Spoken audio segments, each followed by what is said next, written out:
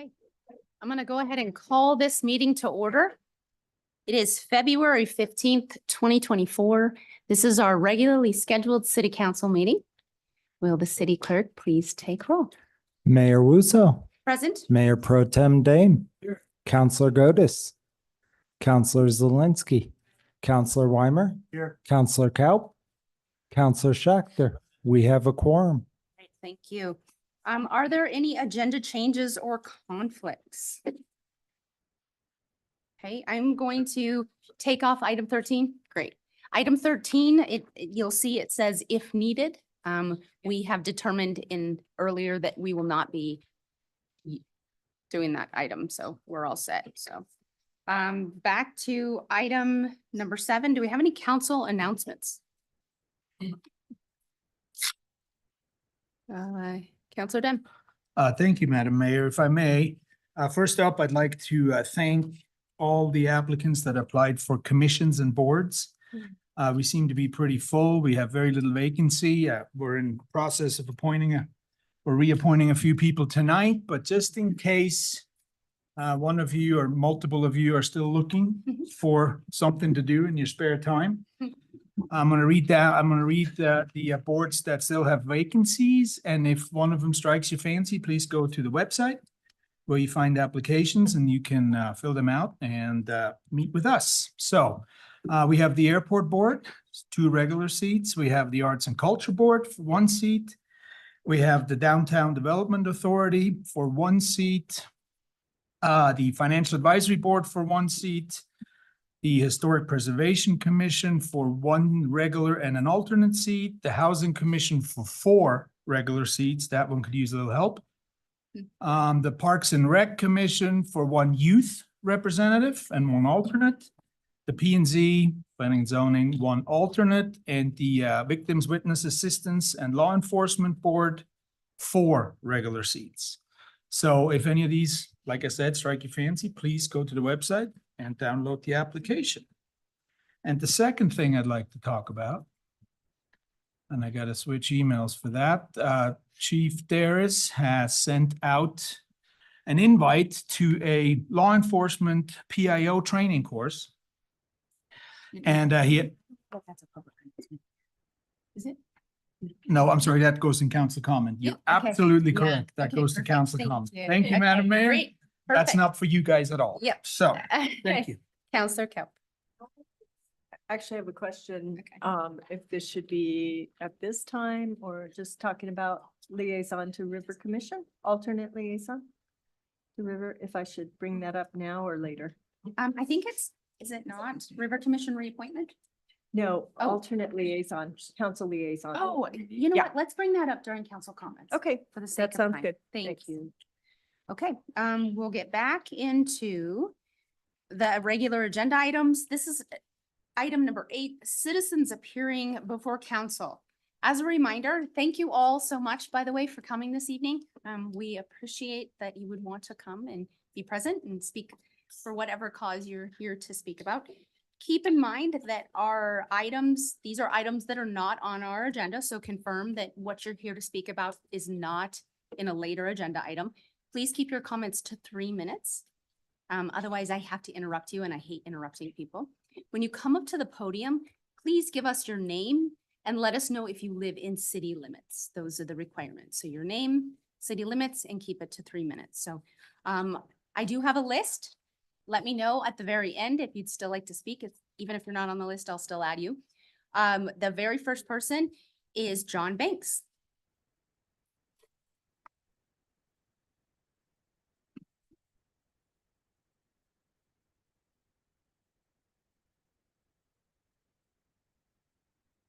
Hi, I'm John Banks, and I do live in the city. I was offered this stylish and irresistible T-shirt, so I had to wear it.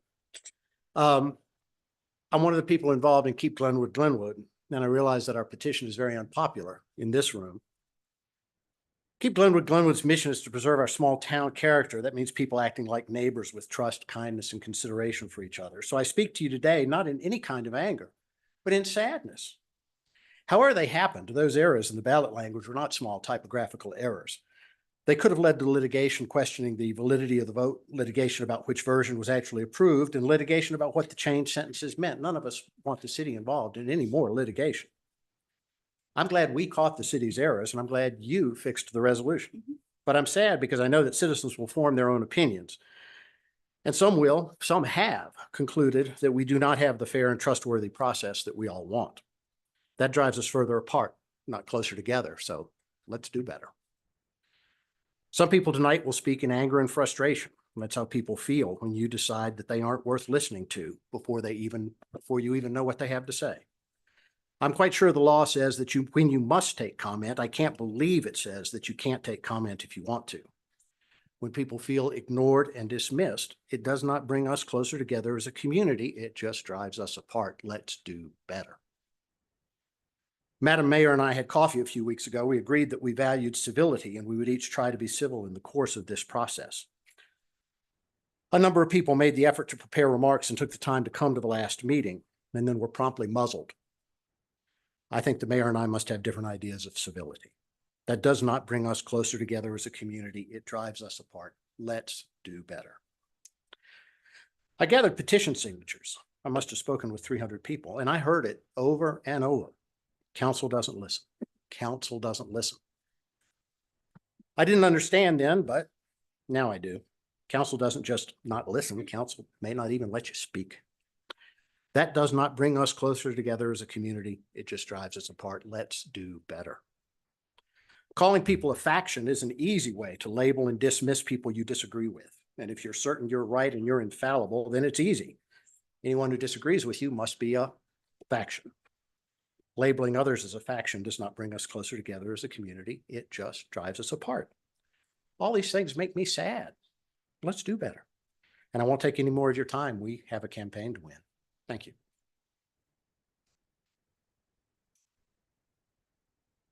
Mr. Gary Vick.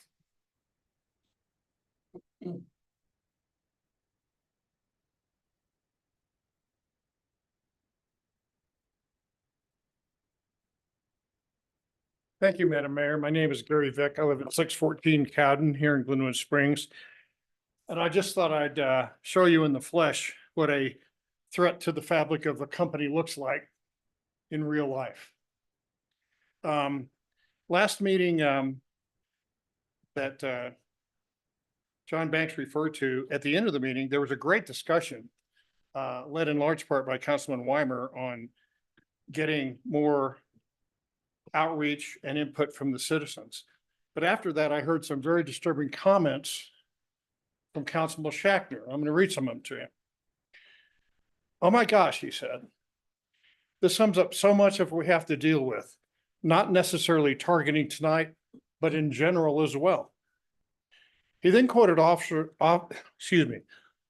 of the Federalist Papers who feared factions could threaten the functioning and fabric of our society. He then defined a faction, and I have to paraphrase, essentially as any number of people or citizens united by a passion adverse to the interest of the community. And by saying, not necessarily tonight, but in general as well, and taken in 100% context, he was referring to the people that John Banks referred to, but didn't get to speak, as a faction. And then he said the most disturbing thing. He said that when considering public comment of the sort that Council Weimer wants to embrace, he said this needs to be taken into account. So what does all this mean? Hey, Councilman Schachtner is very articulate and kind of like me, sometimes he uses 120 words to say what can be said in 20, but let me tell you what the 20 are. Before citizens may make comment to council, their membership in a faction, as defined by council, must be determined and taken into account. Seriously? If you'd like to rephrase your comments from last week, I'd welcome that, Councilman Schachtner, because I can't believe that's what you meant. If that is what you meant, I'll get you an interview with the Trump team. I think they're looking for people like that. That's all believe that's all the time I have. You have 30 Um, seconds more, Gary Vick. You're welcome. You got 30 seconds. Applying Councilman Shackner's definition of a faction to groups opposed to issues such as the Donegan resolution, the airport, and Ballot A, there's only one faction in this room. And I'm looking at him on the dais. So I guess your definition of a faction depends on which side of an issue you're on. We don't ever suggest that we would not hear from you when you're against us. And I know that you listen to us Thank you, Gary. and you disagree. Thank you. Thanks so much. Thanks for Don't do coming it this to evening. us. And I got a t-shirt for if you want it. Okay, Will Hodges.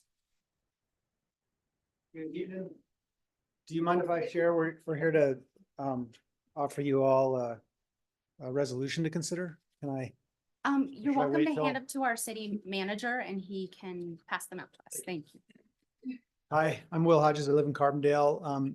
I'm here with a group. We're calling ourselves Ceasefire Now, Roaring Fork Valley. Many of us live in Glenwood Springs. A few of us have some additional comments. I really appreciate the opportunity to come talk and have a little bit of your time. I know that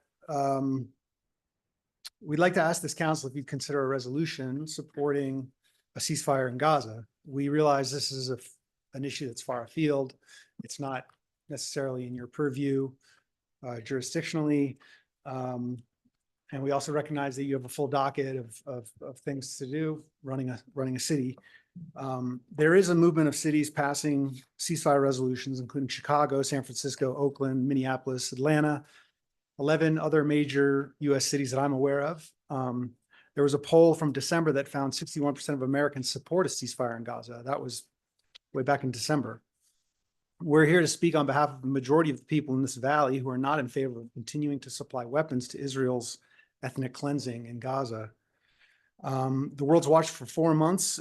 Israel's military bombed the world's third most densely populated place on earth with American-made, unguided 100 and 200 ton bombs that the US military doesn't use in urban contexts. The Wall Street Journal reported on December 30th that Israel's bombardment was among the most intense, quote, in modern times. The IDF dropped 29,000 bombs and shells on Gaza in 3 months, compared to 3,700 munitions dropped on Iraq in 7 years. And I don't have to tell you all, Gaza's less than 1% the size of Iraq. So it's 29,000 munitions in 3 months on an area, a fraction of 1% the size of Iraq versus less than 4,000 munitions dropped on Iraq. Israel, with US blessing, has been committing war crimes ever since their leaders promised to flatten Gaza and leave it, quote, where nothing could live. These are words of Israeli officials soon after October 7th. Since they cut off food, water, and power to the strip, since they began bombing apartments, hospitals, schools, shelters, mosques, churches, water treatment plants, and other infrastructure, thus destroying now 70% of the buildings in Gaza. Aid groups have been warning for weeks that 2.3 million people of Gaza face famine and complain Israel is hampering the delivery of aid. And to truly provide for the population, they need a ceasefire. Despite the fact that the war has killed now close to 330,000 people and counting, mostly women and children, and despite the fact that the International Court of Justice ruled 16-1 to investigate Israel for genocide and for Israel to take immediate steps to prevent genocide, President Biden and Congress still want to send I'm $14 billion. sorry. We've got a lot of people here tonight, so I'm going to have to cut you off. Okay, Thank I'll stop. So Congress Thank is you. poised to spend. So thank you so much, and we're gonna have to move on to the next person in the line. Yeah, thank you. Maya Hunt. Thank you. So reminder, and I'm honestly, I hate to interrupt people because you're up here talking about something you're passionate about. So if you can just kind of keep an eye on the clock, that'd be so, thank you. Hi, my name is Maya Hunt. I'm also here to talk about to ask you to consider a ceasefire resolution. I am grateful to live in Glenwood and be part of this community, this beautiful place. I have a strong commitment to human rights and our responsibility to advocate for each other. I think there's growing understanding that caring for our neighbors is not just about those we can see or who are in close proximity, but about showing up in our community when we are needed. What our community represents matters, and how we use our voice locally matters. I believe our community should represent coming together to innovate productive, peaceful solutions and not settling for anything less. I'm asking the council to adopt a ceasefire resolution in order to use our voice to condemn an ongoing, human-created, preventable humanitarian catastrophe. US policy is supporting ongoing violence against civilian populations. So really what we're representing is the extreme aspects of this and why a ceasefire is immediately needed. Families are suffering. Entire families have already died. Hundreds of thousands of people have nowhere to go to escape. And I do not condone the actions that cause this. I ask that you do better to represent me while my national government fails to.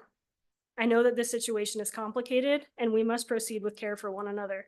I also know that we are capable of promoting the safety of Jewish people in our community, the safety of Palestinian people in our community, and human rights all at once. That is a standard I will always hold us to and what I'm advocating for this evening. I think we can be more active about all of these facets, and I hope that I can work with you in order to move toward these goals. Calling for a ceasefire will show that our community represents peace even when it isn't easy, that we believe our country can do better and that our tax dollars can fund better. We can be better right now than quietly allowing this to continue in our name. Thank you. Thank you. Seth Bontrager? Did I say that right? Yeah. Okay. Hi, everybody.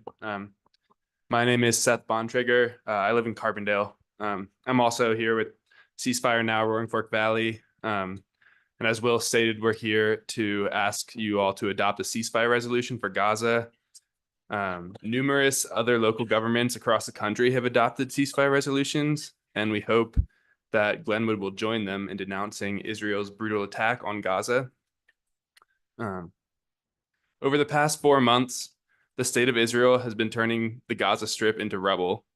And just to give a kind of picture statistically of where we're at, this bombing campaign has killed over 28,000 civilians, 12,000 of which are children. Over 72,000 have been injured.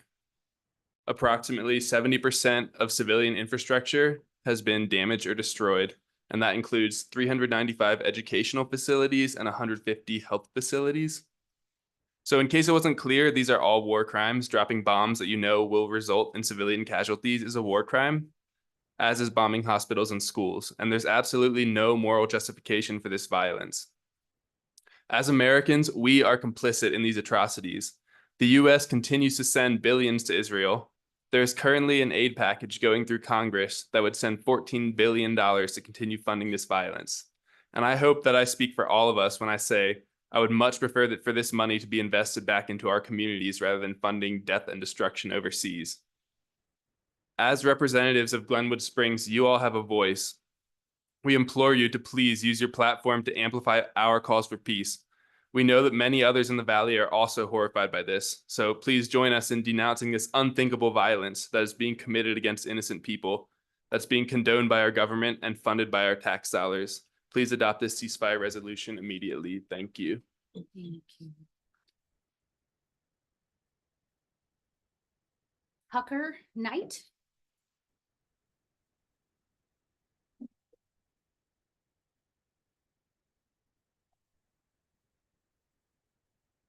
Hi, my name is Tucker, and I'm also with Ceasefire Now, Roaring Fork Valley.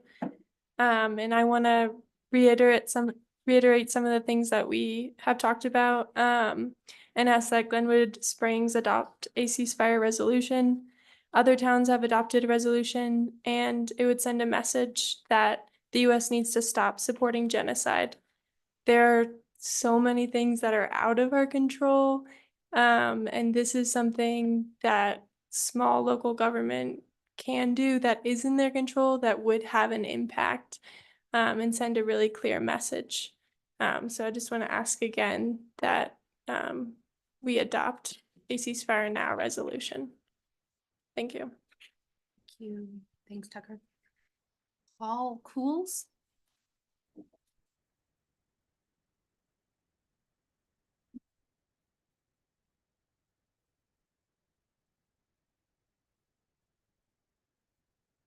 Howdy, everyone. My name is Paul Coolis. I live in Eagle. And thank you all for your service and your time and for what you do. And I'm here with the group here. And I want to reiterate the comments that you heard. And I'd ask that to consider something else, is that as someone who's grown up around here, you know, the mountains have always been known for people of colorful character and people who are different. It's kind of why we came here, right? Because we were looking for something else, whether it was fresh tracks or the outdoors, or just because we didn't want to be bothered. But the facts are that, or not the facts, but there's many of us around here. We're just different people, and we have different ideas. And much like these gentlemen over here with the faction group, you know, I think our group has, when you look at the national scene, certainly the narrative is not on our side and what we're asking for. And that's primarily due to what I believe is the brainwashing of the American public, whether it's from media sources and people who have been led to believe a certain way and then they don't question anything. And getting back to the spirit of the mountains, questioning things. I think that if you were to do your research and read books and study with people who have studied this issue for many years, people like Norman Finkelstein, Mike Peled, to name just a few, you would see where we're coming from if you don't already know, and why we're taking the position that we are. And everything that I know about this issue, and I don't claim to know it all, has primarily come from Jewish people, talking with them and listening to them and studying with them. And so this is how I became aware of what's going on. And it's been shocking to me how much I've been misled and whatnot, and my family and others. And so, as everybody said here, I hope that you'll consider the resolution. And thank you very much for your time and your service. Thank you, Paul. Thank you. The last on the sign up list this evening is Jessica Richardson.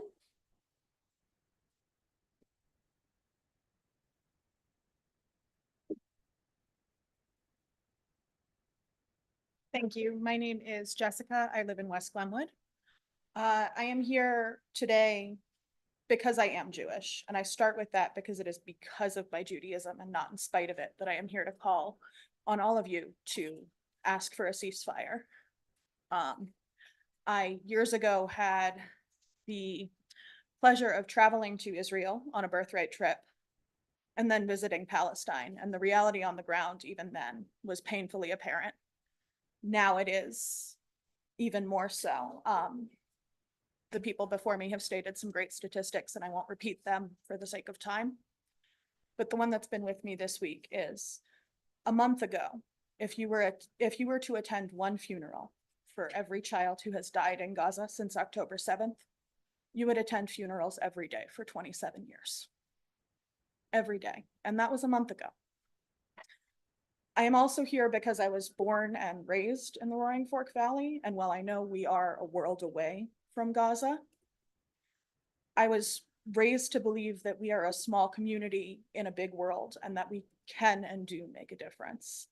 I have seen that power in action countless times before, and I think this is another chance to speak on an issue that is hugely important and to use your platform to help motivate our state legislators and hopefully our national legislature into a ceasefire at the bare minimum, because at this point it is the bare minimum.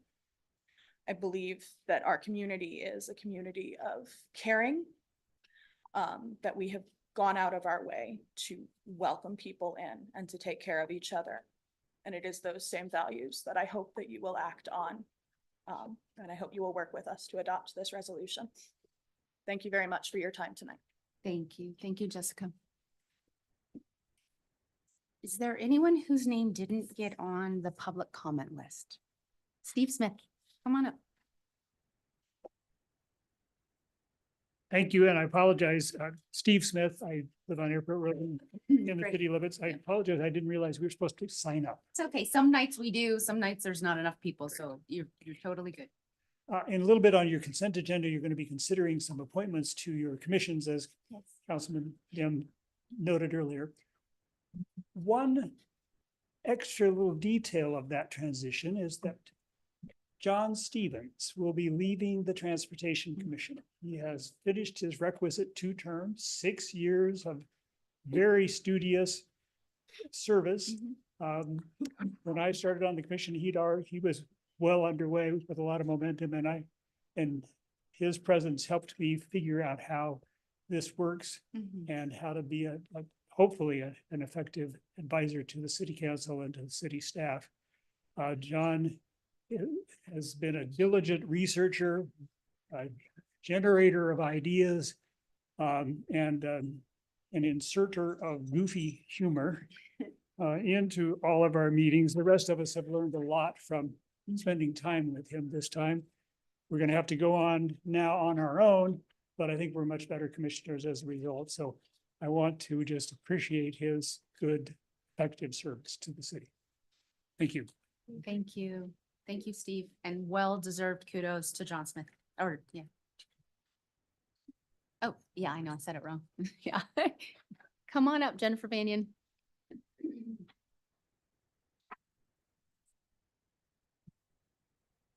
Hello, Jennifer Banyan, 1016 Minter. A couple of years ago, I did run for city council and I had somebody spit in my face, mad about something. So I really get it, what it's like sitting up there, and I do appreciate that you guys are willing to do the work that you're doing and go through what you have to go through. I'm sure it's really tiring. And couple of things. It's really awesome to see some millennials out. And tonight when you were talking at the group that we were at before, you were saying you wanted to reach more people in the community. And I think of, I think millennials are living in those big buildings that are out by Lowe's. And those are the people that I would like to see reached. And also I want to encourage you to never be afraid to allow people to speak. You know, I was here the other night and I did want to speak, and I'm never going to come up here and rip anybody's throat out. And I do want to be able to speak. And I think it's not only refreshing, but it's healing and it's just helpful. And I know it's a job that it's hard, but I think you do have to listen to opposition to be in that seat and to do a good job of it. Excuse me. And I do think you're doing a good job. I'm impressed, Ingrid, especially. Yeah. I really appreciate Thank some you. of the things that I've heard you say. So keep on trucking, okay? Thank you. Anyone else? Okay. It's not, give me 1 second. It's not customary usually that I respond on a whole, but I do want to say that we do have a process here. There's a process for how we conduct meetings. And I've been in this position now for like 10 months. And so I'm kind of a stickler for it. It's certainly not with intent to silence anyone if there's ever a time that, you know, it's procedural. I think it's really easy when we're striking an argument to look for an enemy or a villain in the process because it bolsters our argument. But I can tell you that all of us come from a very different background with lots of different opinions. And if you look back on all those different examples of more contentious issues in our community, we've all been at different places. We're not just a standard all 7 vote one way. We do care to listen. We do care to understand the differences, and we are all just 7 people trying to do the best we can. So I do appreciate Jennifer Banyan's comments. I will bring up that we as a council have also agreed to look at how we receive feedback and the process, the timing, to make sure that no one feels that they've been silenced. And But I will continue to always say, we have a city email account, citycouncil@cogs.us. We have individual cell phones that we all answer. We go out to coffee with our constituents and our friends and our community members. You can write emails, I mean, there's so many outlets. Stay in touch with us, because how do we know what you think if you don't connect with us? So thank you for that. It sounds like Jonathan Godus, Counselor Godus, is going to speak up really quickly. Yeah. Yeah, I just want to make a request. There is not, I think Counselor Weimer mentioned, there's not a great way to respond to a group of people that come in that want to say something. So I know we have process, but I would love to at least have a conversation on this, since we have a lot of young people here that took a time out tonight. So I'll just put it up to council and say, I would either a head nod or an official vote to add this as the first agenda item. And then bump everything else down. So it'd be agenda item number 10, which would mean in about 3 minutes, we would actually discuss on the dais what you came to present to us. So you wouldn't have to potentially wait 3 weeks till our next meeting. So what does council think about adding this as an agenda item? I think if that's a motion. you I'll might make have that as a second. motion. I Okay, would second that. great. All those in favor? Aye. Aye. Any opposed? Okay, motion passes unanimously. You guys are now officially on our agenda this evening. And I will have Counselor Godus, since it's his motion, go ahead and move it forward. Well, do we want to do consent agenda first? You're saying you want it okay. As great. a regular, Okay, sorry. Okay, perfect. Thank you.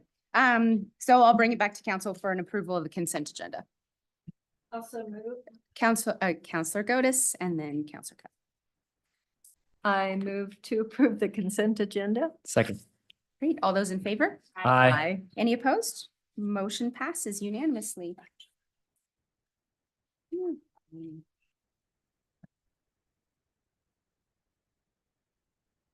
Okay, so now we'll move on to our first item on the agenda. And that is going to be the resolution calling for an immediate and permanent ceasefire in Gaza and occupied West Bank. Yeah, I'll just speak to it. I think that I really appreciate everybody coming here and showing up. And I really want to thank the passion. I think that I read through this. I didn't get a chance to read every detail of it, but it looks very factual. And I think that asking for more peace is always better than a continued genocide, which is what we're seeing. So I would make the motion to support this resolution calling for an immediate and permanent ceasefire in Gaza and occupied West Bank. Immediately unhindered humanitarian aid into Gaza and release of all hostages and arbitrarily detained Palestinian civilians. Is there a second? Counselor Cope. I will second that just for the point of discussion and so that we can have a vote on it. Counselor Schechter. Are we in discussion now? We are in discussion questions. We don't have staff member doing this. We're going, it's kind of rogue. This is on us. Well, I would preface by saying to the audience and others, the most recent book I recently read was The 100-Year War on Palestine, and it's extremely, now we're going back to pre-Balfour and dispelling some myths and getting a perspective, a long historical perspective that I appreciate.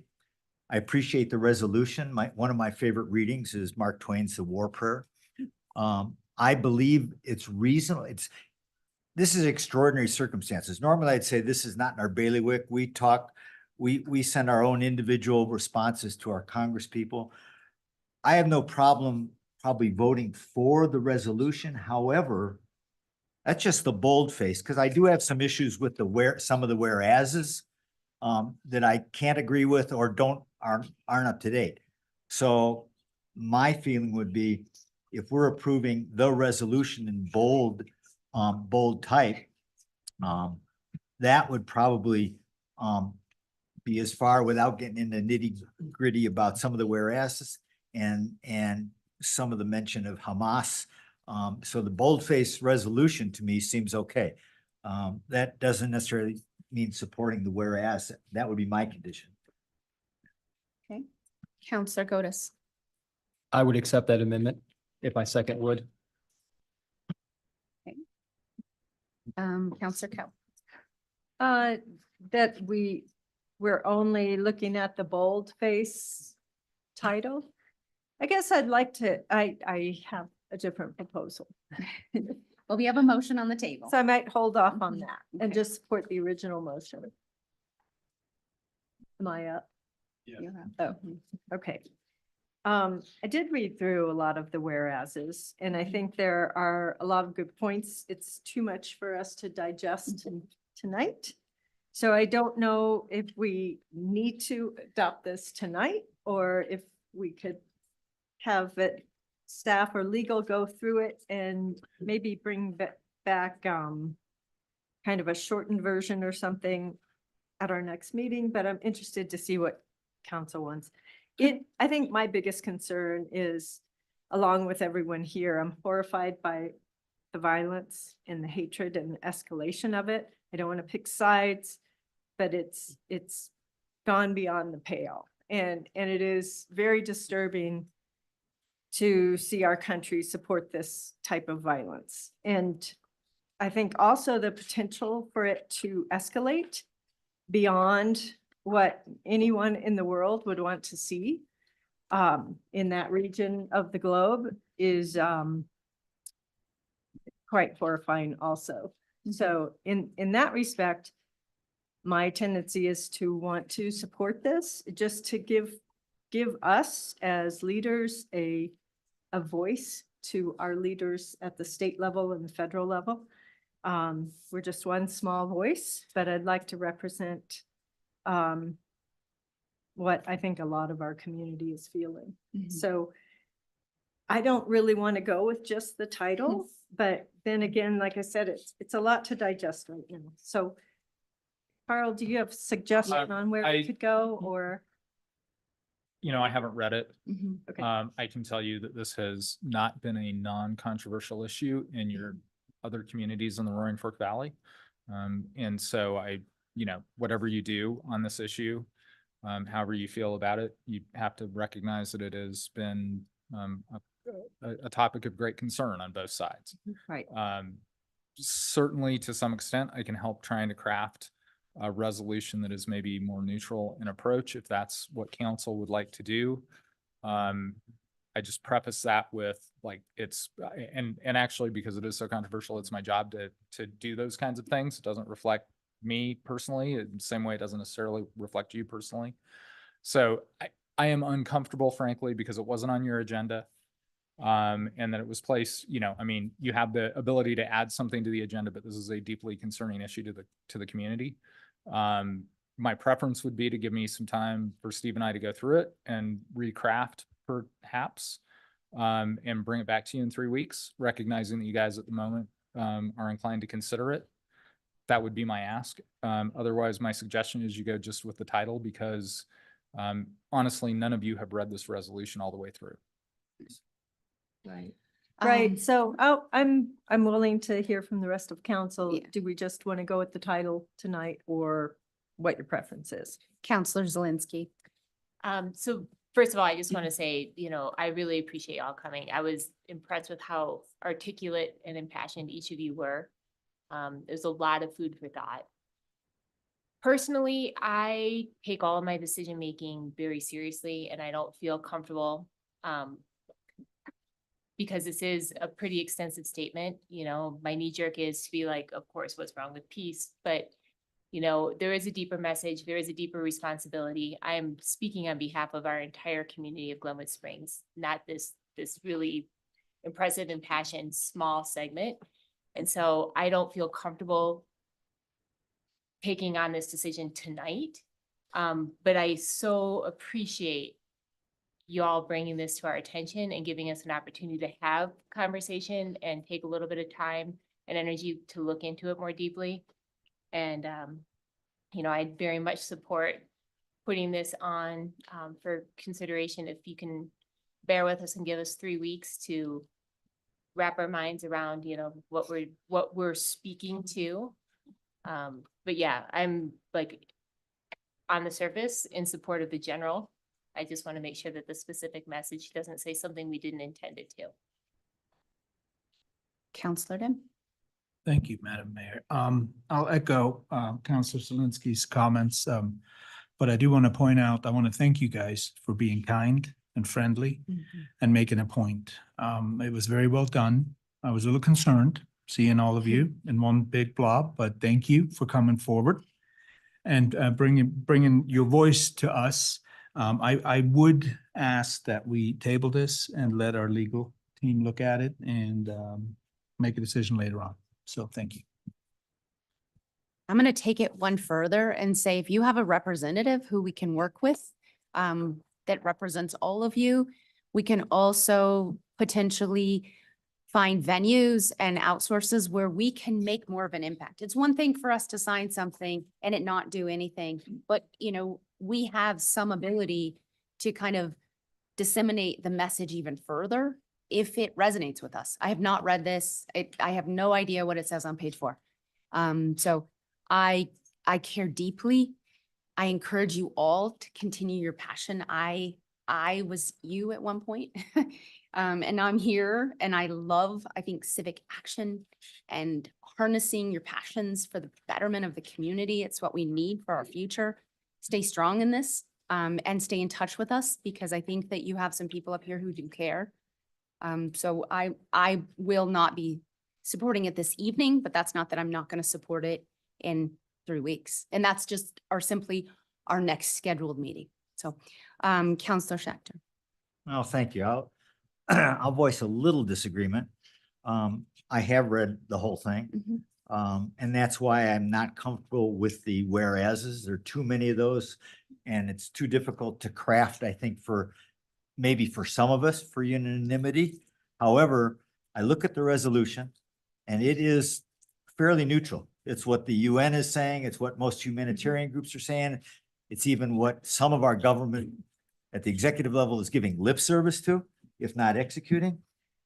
And I'm not sure 3 weeks or recrafting it will change that. That's why I'm comfortable with this. And there's sometimes we're just faced externally, nevertheless, whatever we've been wrestling with internally, there's a moral high ground here. And I look at this resolution as a fairly neutral in terms of not blaming Hamas and not blaming Israel per se. It's a course for action that I'd be comfortable supporting now or in 3 weeks, but I don't see any reason for delay myself. Thank you. Okay. Counselor Weimer. I think I agree with Counselor Sumner. You look at something like this, all good intention, and not to, I'm trying to think of a good synonym. I can't, but and not to diminish this. This is us passing this in any form is symbolic, right? Yeah. It's us providing support to a cause. And whether the thing is 4 lines long or 4 pages long, it's a symbolic resolution that we can adopt, right? And so, given that we've got, good support tonight, we've got people here who have, hearts in the right place, doing the right thing, that we have, we've got a good sort of bold-faced, 4 lines there at the top that I think we can kind of rally behind. We could support the 4 lines, pass it, provide that symbolic support, give people a win, and frankly move on to other business in 3 weeks. And in 3 weeks, Lord knows where this will be, where this what the situation is going to be, or anything else. And so I think I support Sumner. The whereases I think are infinitely subjective and arguable and will never be updated. But the top lines here are good and solid and rallyable. Okay. And that's where I'm at. Perfect. Counselor Kaup, and then after Counselor Kaup, if Counselor Godus could just repeat his motion nice and tidy. Okay, great. Thank you. Counselor Kaup. I get that, and I think I could go along with that if there's one thing that's missing from those 4 lines at the top, and that is just a work towards long-term peace. And I don't know if that's in one of these. I'm trying to read, I've kind of read through them all, but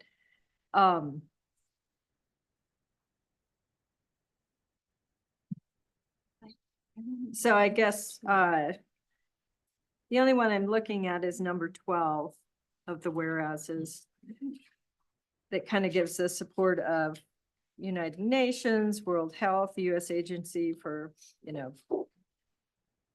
but anyway, I think I can get behind that if we need to. Okay, Counselor Just do Gotis. the top 4 lines, so I'll. Let Hold me- on 1 second. I'm gonna let Counselor Gotis. He Let me made the original motion. rephrase Okay. my motion. Resolution calling for an immediate and permanent ceasefire in Gaza and occupied West Bank, immediate unhindered humanitarian aid into Gaza and release of all hostages and arbitrarily detained Palestinian civilians in order to work towards a long-term lasting peace. I would support that. Is that a second? I will second that motion. I'm gonna go ahead and have you call the question. Thank you. Yeah, let's Before do you it. call the question, I just want to clarify is that your resolution is what you just stated, not the resolution on paper in front of you. The resolution as I stated it. Yep. And that's it. Yeah. Yeah. Yeah, got it. Thank you. I think that was the clarity. that we Okay, reached. thank you. And you heard that as well. Yes. Okay, Yes, thanks. resolution 12. You want to be on the right Okay, side of history? perfect. Excellent. You want to be on the wrong side of history?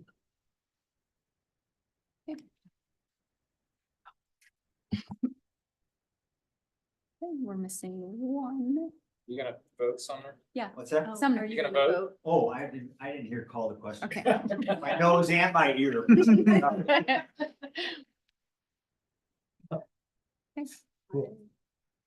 It's unanimous. It passes. Thank you all. Yeah, thank you. And thank you again. I appreciate you. Yeah. And your energy. Thank you so much. We'll also be in touch with a representative as well. Yeah, that's perfect. Thank you so much. Okay, thanks. Moving on to item number 10, River Commission reappointment. Thank you, Madam Madam Mayor. Mayor. I can help with this one. Okay. Earlier this evening on the consent agenda, you appointed 3 out of 4 open seats to the River Commission. That leaves 1 remaining. Erica Gibson has served 2 full terms. If she's appointed again, she would seek the chair of the meeting. And you guys passed a resolution saying that 2 full terms is it. That was the limit. But there is a sentence in there that says if they are deemed to be necessary Yeah. on the committee, Thank you. that you can appoint somebody that has just served 2 full terms. Okay, So perfect. that's what's on the agenda. Counselor Kaup. I will make a motion to reappoint Erica Gibson to the River Commission for another 3-year term. And I would just like to say she has served since 2018. I've worked with Erica. She's very important to that board. She represents she'll represent a continuation of leadership and historical knowledge on that board. And I think she's very important to the board. She has extensive knowledge of river science, at the river health, as well as water law. So I wholeheartedly recommend reappointment. Second. Okay, so we have a motion by Counselor Kaup, a second by Counselor Weimer. Any discussion, Counselor Zelinski? I was just gonna second. Okay, Sorry. okay. Any comment? Okay, we'll go ahead and call the question.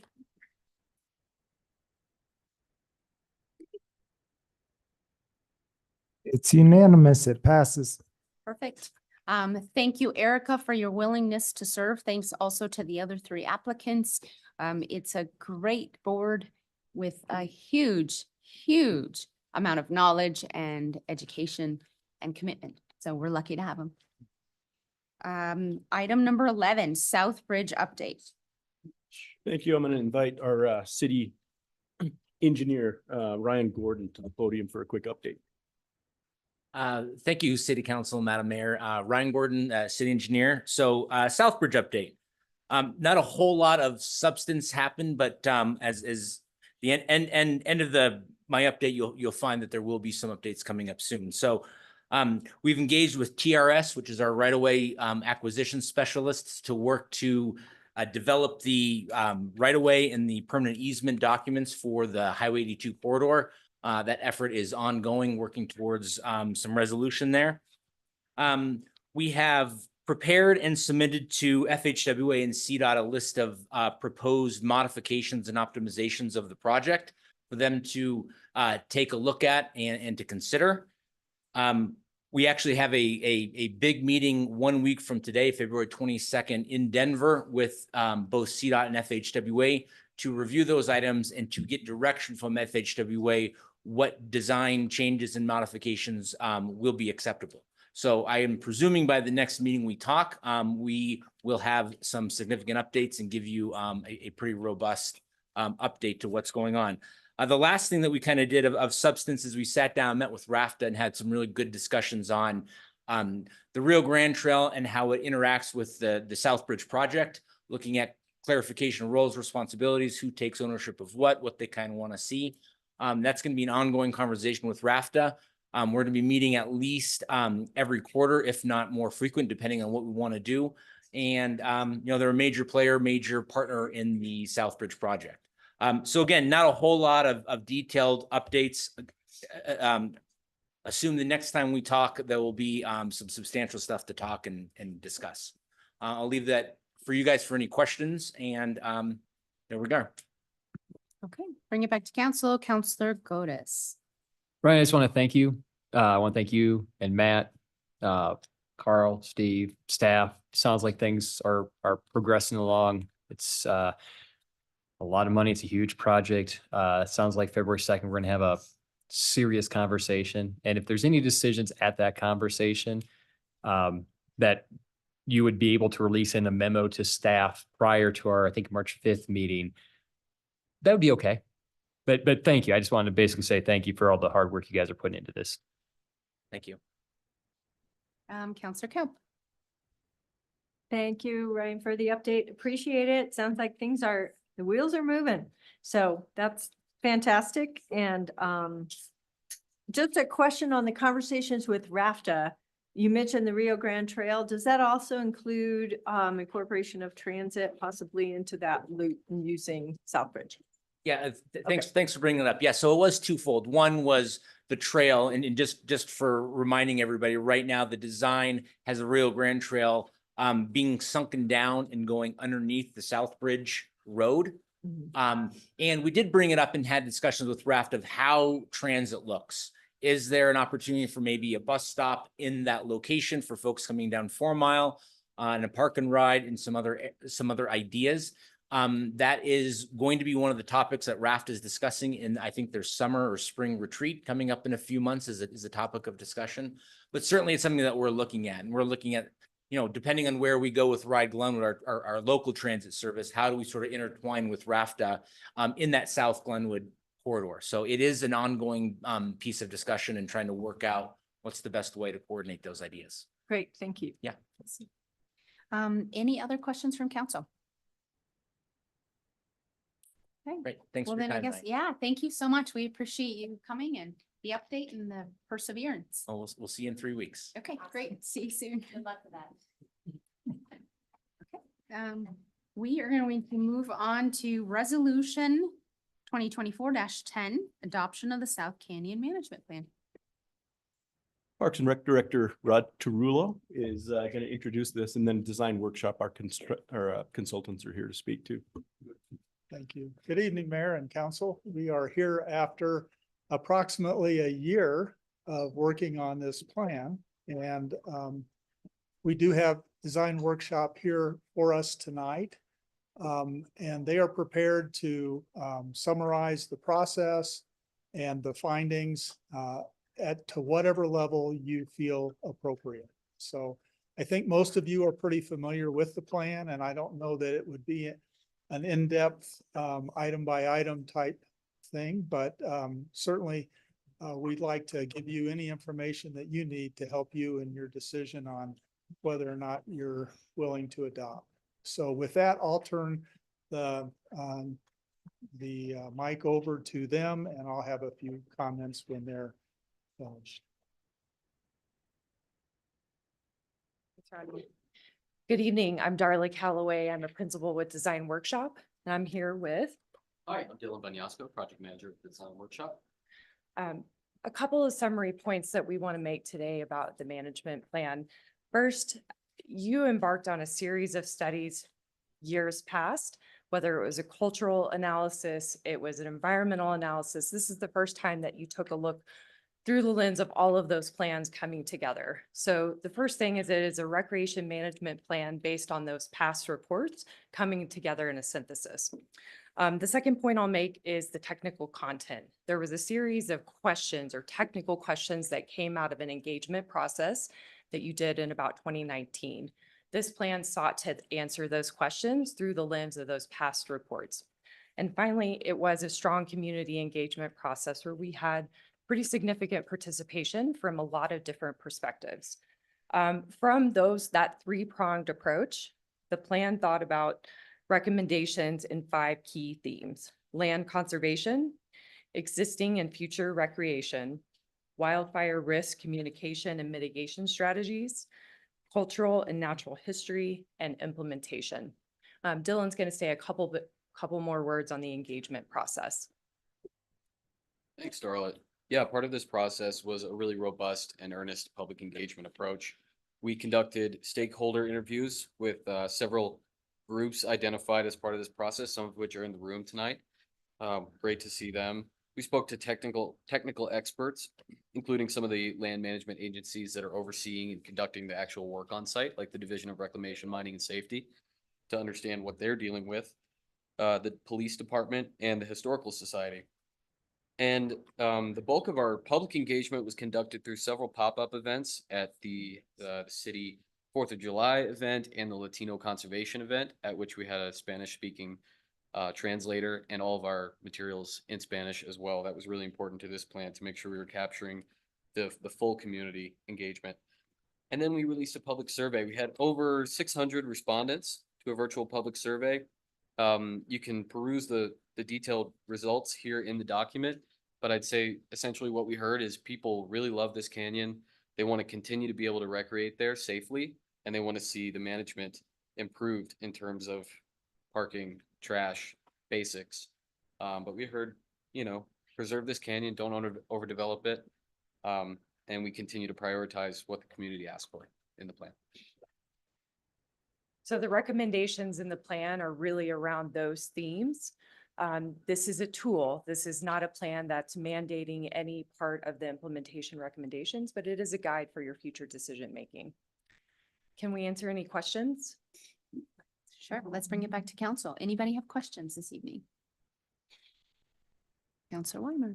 No, I'm not sure if it's for the consultants or for Rod or Steve, but so, because I was going to push back on this because I didn't like a lot of the parking additions. I didn't like the signage.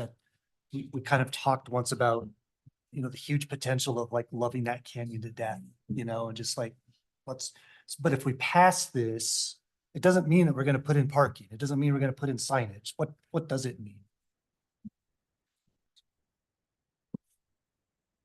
I really like this plan and I view it as a tool in our tool chest for management. Okay. And so the way that I view it, there are recommendations and they have timings on them and they have dollar ballpark, high, low cost, those kinds of things and all of that. So as we have 3,000 beautiful acres out there and it's getting used and that's a good thing, but also the conservation and preservation is really critical and important. And so what I think that really stands out for me in this plan is walking this tightrope of protection and preservation and recreation. And it has the opportunity to get out of balance. And if it does, or when we see that coming, this plan gives us tools to be able to use that have been vetted by a lot of stakeholders and a lot of groups to help us be able to manage those conditions where maybe it begins to go too much one way or the other. And so without this, it's really hard for us to be able to manage. This gives us a tool in our tool chest that we can pull out whenever we see problems or anticipate problems. So like, and you're absolutely right. This doesn't, if you adopt this plan, it doesn't mean you're going to get all those parking areas. But if that becomes a challenge or a problem for us, those are tools in this plan that we can look at and try to figure out. So part of this too is there is in 2024, there's no funding for this plan. And there are lots of things that we can do that are suggested in this plan that doesn't take a significant amount of money. Like one of the examples is building better relationships with the residents that live out there. That's not a big budget impact, but that's something that we could work on. And then as we see how use unfolds in keeping that nice balance, we can make recommendations through the regular budget process and let you be able to see those and see if you think they're appropriate or not. And you may choose not to want to fund them, or you may find good reason where you're telling us as staff, we need to figure this out because we're seeing problems in XYZ. And this gives us the ability to do that. Perfect. Is that helpful? Thank you, Rod. That is helpful. Counselor Kelp. I guess Rodney too, I had another couple questions. What do you see as next steps? Will Park and Rec Commission be working on this along with maybe our trail staff and park management staff to look at prioritizing implementation? You bet. The Parks and Recreation Advisory Commission has been engaged and involved in this process throughout the whole year. And they feel some real ownership of this. In fact, we were hoping to bring this to you a month earlier, but they wanted another meeting to be able to review it and discuss it. And at their last meeting last week, they voted unanimously to recommend to you to approve this plan. What I would see happening next would be we would be working with our team to be able to determine what we can do without significant budget impact this year and begin to put together a format for us. And then I'm sure that we would be sharing that with the commission because of their interest in it, and then take the steps to start implementing those elements, whatever we think are the most critical. Okay, yeah, and I do see I had read this and I forgot about it up here, but there is a whole implementation and management section, which I'm hoping we will follow. And I think I read somewhere that they suggest creating a South Canyon kind of management group. I don't know if that will come together, but the other thing and I'm not sure who to ask this to, we did receive an email from one of the residents up there, Ty Richardson, and it looks like he's asking for two things. One of them is to extend the kind of trail closure for elk calving to the Cole Camp biking trail. That's that upper section of trail, and just have that closure until June. And I know we've done that in the past based on mud, but it seems like a small thing to give towards preservation of that upper end of the canyon. Is that something we can look at incorporating? We just received that motion an hour ago, but we have a few comments on that. Okay. The dates for the trail closure are based on CPW recommendations. It's similar to what is there today. It's something that the team could consider. It would be probably one of the more conservative dates in the valley in terms of mountain bike closures up and down the Roaring Fork Valley, but it's something that the plan could consider. You guys could consider that. And the other thing was reducing wildfire risk. Fuel loads, it says that there's really been not much mitigation since 2005. And I know we've had work going on up there with coal seams. But if that's true, are there plans to get on some of that fire mitigation in the near term? Yes, there has been significant work by the state on the coal seam fire areas. Right. And our team has been working with the youth. Oh, okay, conservation on the Corps. fuel load? Yes. Okay, So we have done some work up in there and will continue to prioritize that as a part of our wildfire mitigation efforts. great, okay. Are we taking public comment before a motion? We will be taking public Okay. comment. Yep. Great, So, thank you. Any additional comments from council or questions? Thank you. If none, then I'm going to go ahead and close this and bring up any public comment. Anybody who wants to speak regarding this? Yep, I had a feeling you might. So specific to this agenda item, keep it to 3 minutes, introduce yourself. Thank you so much. Craig Amishaw, 163 County Road 132. Yeah, I would recommend you endorse this management plan 100%. I've read everything on it. I've followed the process, and it's been a lot more than a year. This goes back to Mayor Gamba pushing this forward as well. So this has been a lot of years in the making. So I don't want to, get here at third base and not be able to, to do that. So the design workshop did an excellent job. They actually listened, which is a pretty rare skill, seems to be anymore. You guys know how much of a major asset South Canyon is. You guys bought this for $50,000. I don't even think you can build an outhouse for $50,000 in this town. So, it's a good area for low impact recreation, low impact. And what I liked about theirs is that they realize it's like, less is more in South Canyon. This isn't Disneyland. So, and then we have the other thing is you guys make a lot of money off the landfill. 10 years from now, that may be the only landfill in the entire Roaring Fork Valley. So, this is a huge asset for South Canyon. So, there's one glaring error in the report. So, on page 20, it said the Llewellyn house was occupied by Joe Llewellyn, and that is not accurate. It's actually Reese Llewellyn, R-E-E-S. So Reese was a very famous person in the Roaring Fork Valley. He had a big impact all the way from Ashcroft, all the way down to Rifle, including South Canyon. So that needs to be corrected. And then, yeah, I just like the fact that your city parks has a template here so that they can, we don't know what their budget is. Yeah, of course, we'd like to just say, let's just spend $50 million down there. We as citizens, we don't know what their budget is, but at least they can prioritize, hey, this little area needs some work.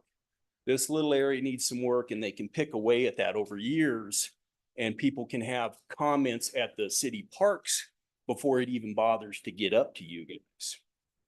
And again, there's a lot of area, one of my, things that has always bothered me is the gun range has so many opportunities for grants. And to me, it's operated as a private club. If you guys really want to know what a proper public gun range looks like, drive to the city of Gypsum and go tour their facility. Because that, I know it's a great gun range, but I don't know if it's a great gun range for people that don't feel comfortable going over there. So, and at the city of Gypsum, there's always an expert on hand, and it has designated hours to where you can go over. And if you really don't know what you're doing, young kid or whatever. So, and then just one more thing and I'll leave you be. Sorry, Craig, you're out. Out of time. So sorry. Okay.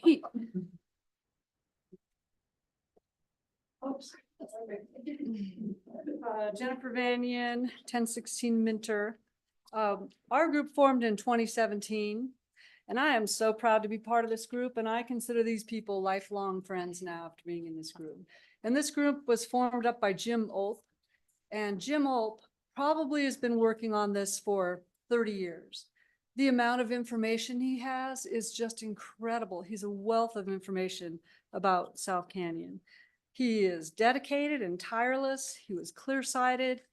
He had an incredible long-term vision. He was encouraging. He's never angry. He has so much integrity. I just really admire him, and am so proud to call him my friend. And I'm not asking for this, but I kind of am. I consider this the Jim Ulp Recreation Area. And I'm just gonna try and get that to trend online, but maybe you guys could think about that, because it is something that's very special in many ways, and he kind of deserves that recognition.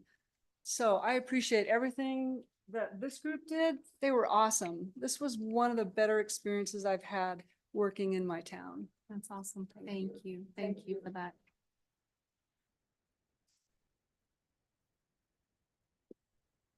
All right, I'm Michaela Richardson. Address is 3135 County Road 134. I do like the Jim Ulp Recreation Area. It's a great idea. So I just want to say, as a resident of South Canyon, an environmental scientist and a recreationalist, I'm very happy with the plan. And I just want to say huge thanks to the design workshop, the city, and the Parks and Rec department on taking so much time to put forth in this. Because yeah, it's been a long process, and people for decades have been, trying to work on management of South Canyon, going back to my grandmother, who had her strong opinions on what to do with the hot springs and certain things. So it's really great to finally see a plan that I kind of like the idea of walking on that tightrope for when things get suggested, we can reference this.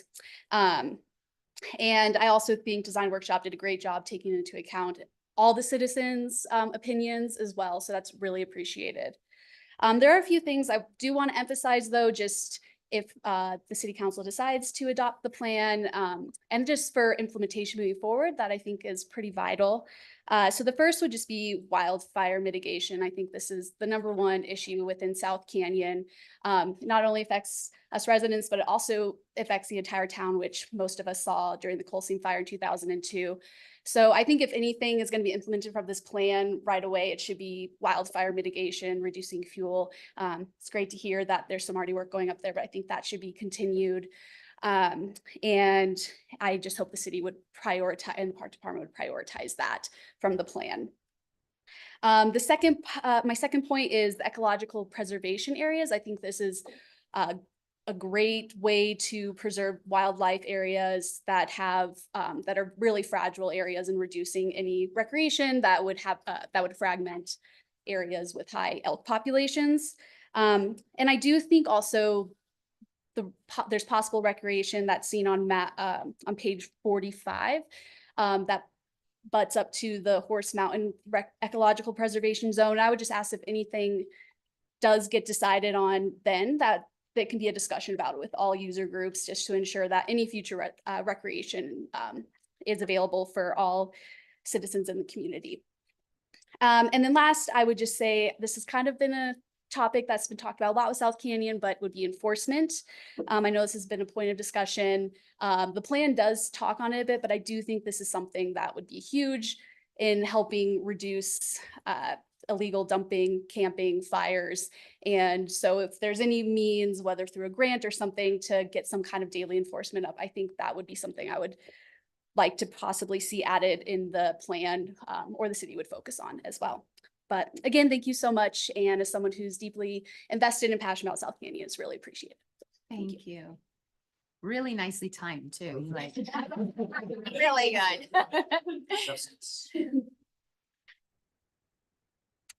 Hi, my name is Brianna McCallum. I live at 3173 County Road 134.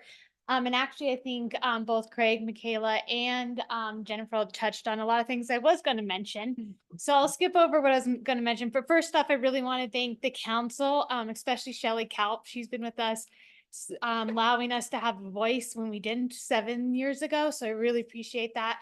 Also staff for all their hard work, and also including us on updates that has happened. I appreciate that. And then Dylan too, through Design Workshop. I must admit, this was one of the first positive experiences I had doing with the stakeholders. So I think this process worked really well. And if that's can be helpful for you guys on other processes, they did a great job. Also, I hope you guys do support adopting this resolution as a whole. I do like it. And it kind of made me feel a little better, Rod, when you were mentioning that this is just more of like, hey, this is what we'll go back to as we make decisions. Because I did have a couple of things that I think you should make a priority. And as repeated, that would be the wildfire mitigation is very important. My husband and I spend about 10 hours a week from April to October doing our own mitigation, which is adjacent to the city land. And we have 18 acres and we're scared to death of a fire. And probably part of that is because I've lived through '02 and being displaced for 3 months. And there's people in this room that lost homes during that fire. So I think this is a real concern. And additionally, as well as making sure, I didn't see anywhere in the plan that there were going to be strict rules on when to like close down the shooting range during high risk fire times, along with like when equipment was being used.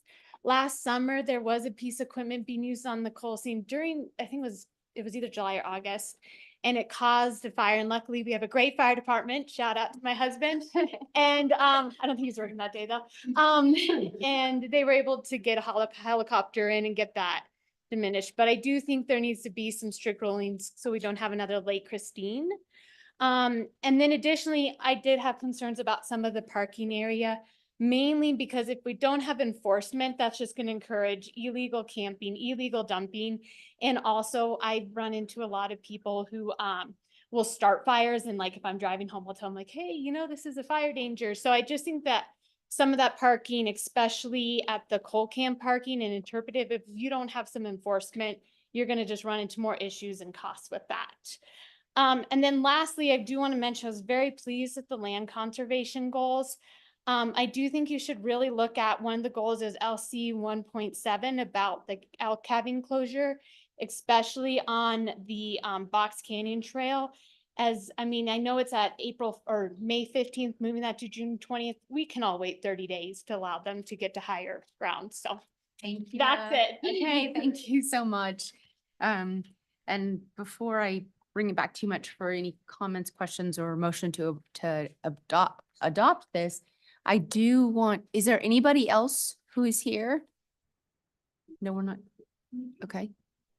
Yeah, we're doing online for specific agenda items. It does look like Jim, who obviously is the hero of the day. Jim, if anybody online would like to comment on the adoption of this or make any recommendations, changes, or just a thumbs up, we would love to hear from you. Put your hand up and we'll know to add you. Okay, I guess, oh, Jim would like to comment. Perfect.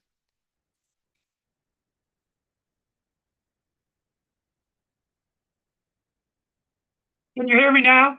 We can, but you need to turn it up. We can hear you, but it's very, very low. Oh, okay. Hold on 1 second. I don't know. We're going to turn it up. All right. There we go. All right. I don't want to take a lot of time.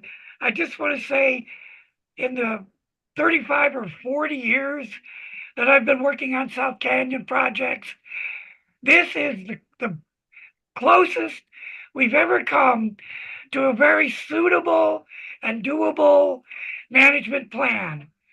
I can remember way back, oh God, 35 years ago, who was the city manager at the time, when I asked him about the policy towards South Canyon, the city's policy. He told me the policy was one of benign neglect. And it was mostly neglect and not very benign. Well, that certainly has changed over the years. I'm impressed with this. I think this is a hell of a good start toward future management of South Canyon.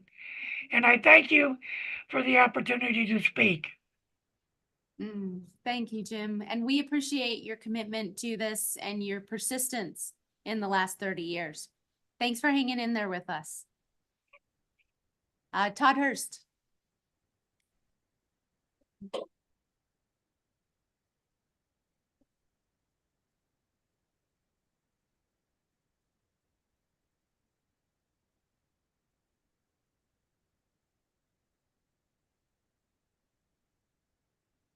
Can you hear us, Todd?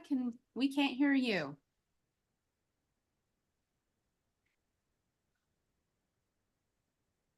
Oh. Okay, so it sounds like you've decided not to speak this evening, or you're having some technical difficulties, but we appreciate you showing up and we appreciate all the time and energy you put into this group.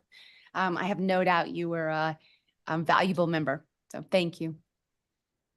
Okay, I'm gonna bring it back to council unless we've got anybody else online. Okay, thank you all. Thank you so much. Sumner Schachter, Counselor Schachter. Thank you. I'd like to make a motion on agenda item 12, resolution 2024-10, that we adopt the South Canyon Management Plan as presented to us. I would second that motion. Okay. Any comments? Counselor Goetz? Yeah, Oh, sorry. Go ahead and hit it one more time. I was tidying up my little. no problem. I've always had an issue with the private nature of a gun club on public land. Is that something we can come back to at some point and examine? I mean, I'm fine with passing this and not getting caught up on that, but I have a lot of friends that live here in this community, that are residents of this community, that go to Gypsum, that go to Rifle, go to any other place because it's a private club that seems fairly restrictive operating on public land. And I have an issue with that. So I'm not looking for huge discussion tonight, but I would maybe just some head nods of, is there a will to at least look at what that might look like? Well, I guess I'm asking council if we want to entertain that conversation. That's why it was taken out of the plan, because it needs further work. Okay. Yeah. They're already working. on it. Oh, are they? Yeah. Okay. I did not know that. Didn't know if you wanted to say that. Okay. Counselor Coe. I'm just, I'll express just excitement to see this plan move forward and hopefully get it adopted tonight. And I'd like to say thank you to all the community members and people who grew up there and using South Canyon, that are all of your involvement and dedication to seeing this plan move forward, and all the hard work and working with consultants and seeing it through. So thank you very much. And I would like to know, there have been some comments tonight as far as prioritizing the wildfire mitigation and the fuel reduction, and also maybe that upper trail closure, moving that out to at least first week of June or so. Do we need to include those in a motion, or can that just be taken on record as being priorities for this plan? Okay, then I look forward to a vote on this, getting this passed. Thanks. Well, I think we'll go ahead and just call the question. And this is for the adoption of the South Canyon Management Plan. We're on a roll. It's unanimous. Thank you. Thank you all. Yeah, thank you guys. It's such a treat to be involved in a process and a plan that has so many stakeholders and everyone feels heard. So thank you so much. We really appreciate you all. If I could just make one brief Yeah. statement, I want to apologize for making it sound like it was only a year. I know that. Oh, yeah. It's a year with our consultants. Okay. Not a year in the process, and I Yeah. apologize for misstating that. And I want to thank Design Workshop. Oh, yeah. They've been wonderful to work with and have done just an incredible job of helping us. And then our own team too. Absolutely. Dan and Chad and everyone else. So thank you for your support on this. We look forward to working on it, and I think it's been a good thing. Thanks for the positive comments from the citizens. that Yeah, were involved. absolutely. Great. So next Thank plan. you. Thank you, Rod. Okay, we will move on to item number 14, which is request for proposal from communication firms. And this is the update, and Steve Boyd, city manager. Oh, council. That last one was fun, wasn't it?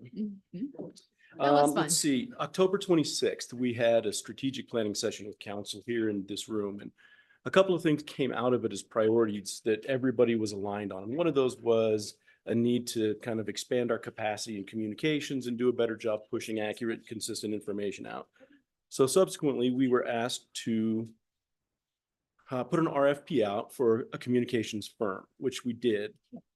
We held kind of an open job walk, so to speak, where they all got on, all these candidates, to ask us questions. We asked them questions. We then issued an addendum with answers to those.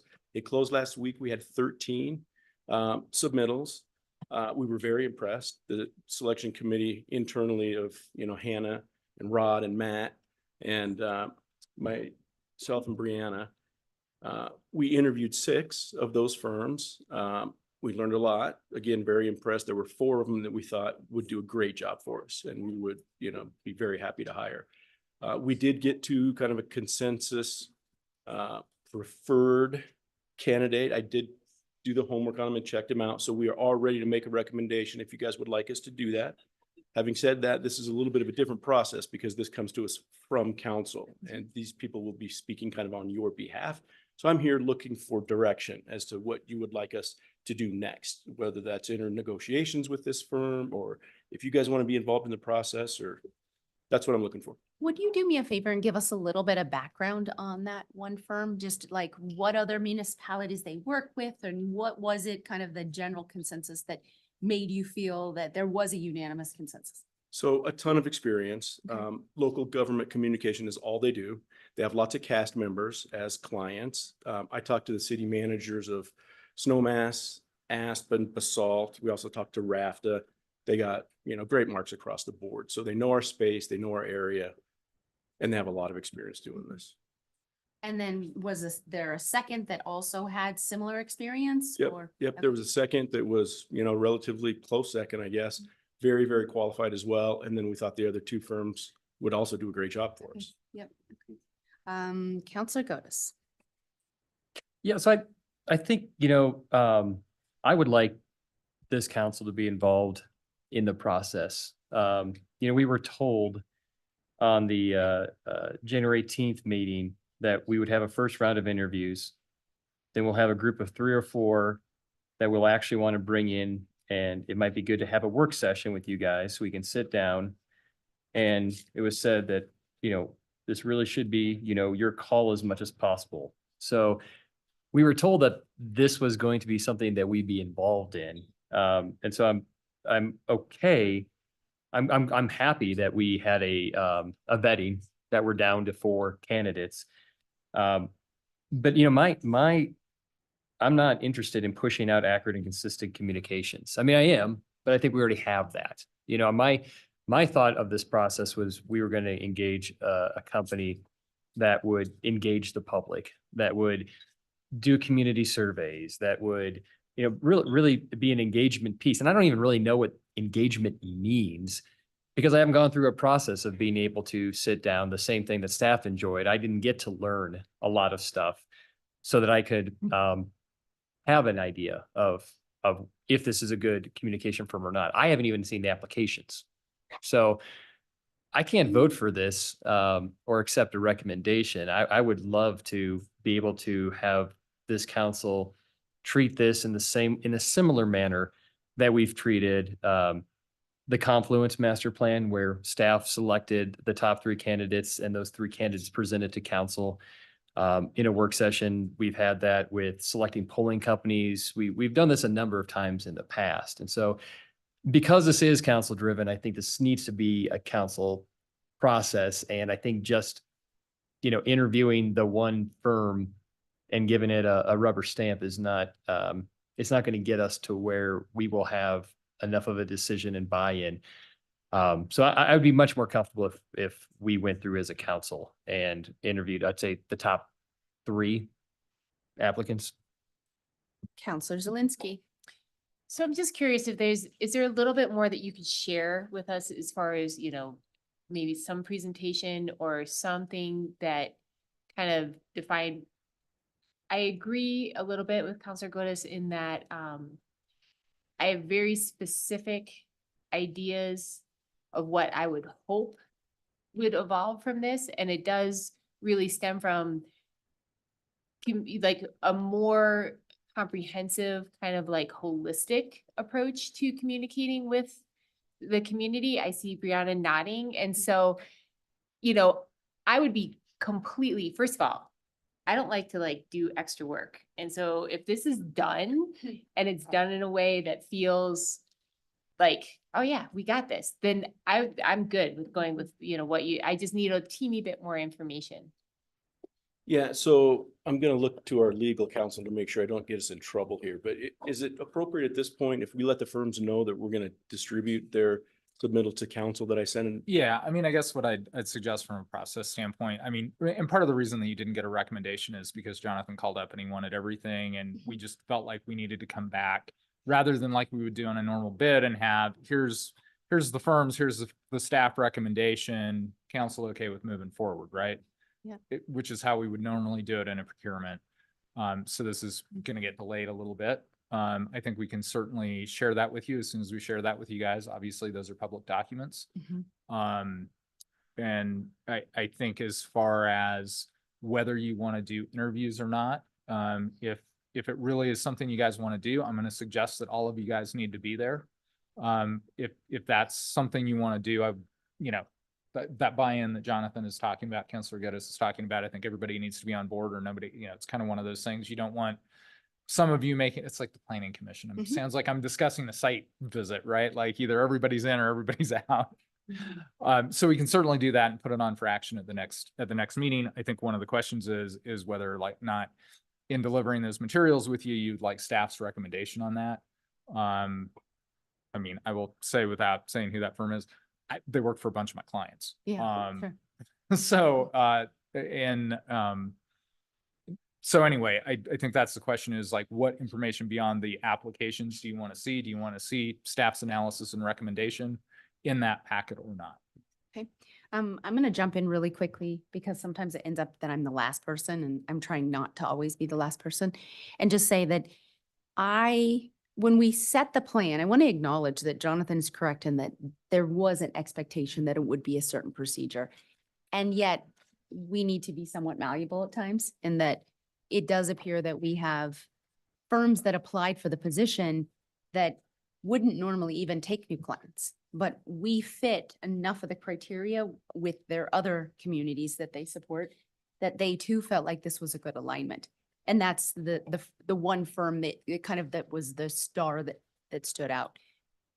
My inclination is that I would, if everybody else is in agreement, but the problem is that we have one city councilor who's out the next meeting, which means that we're out 1 month from today, which means that we delay this probably until sometime in late April, that we'll be like able to move this forward.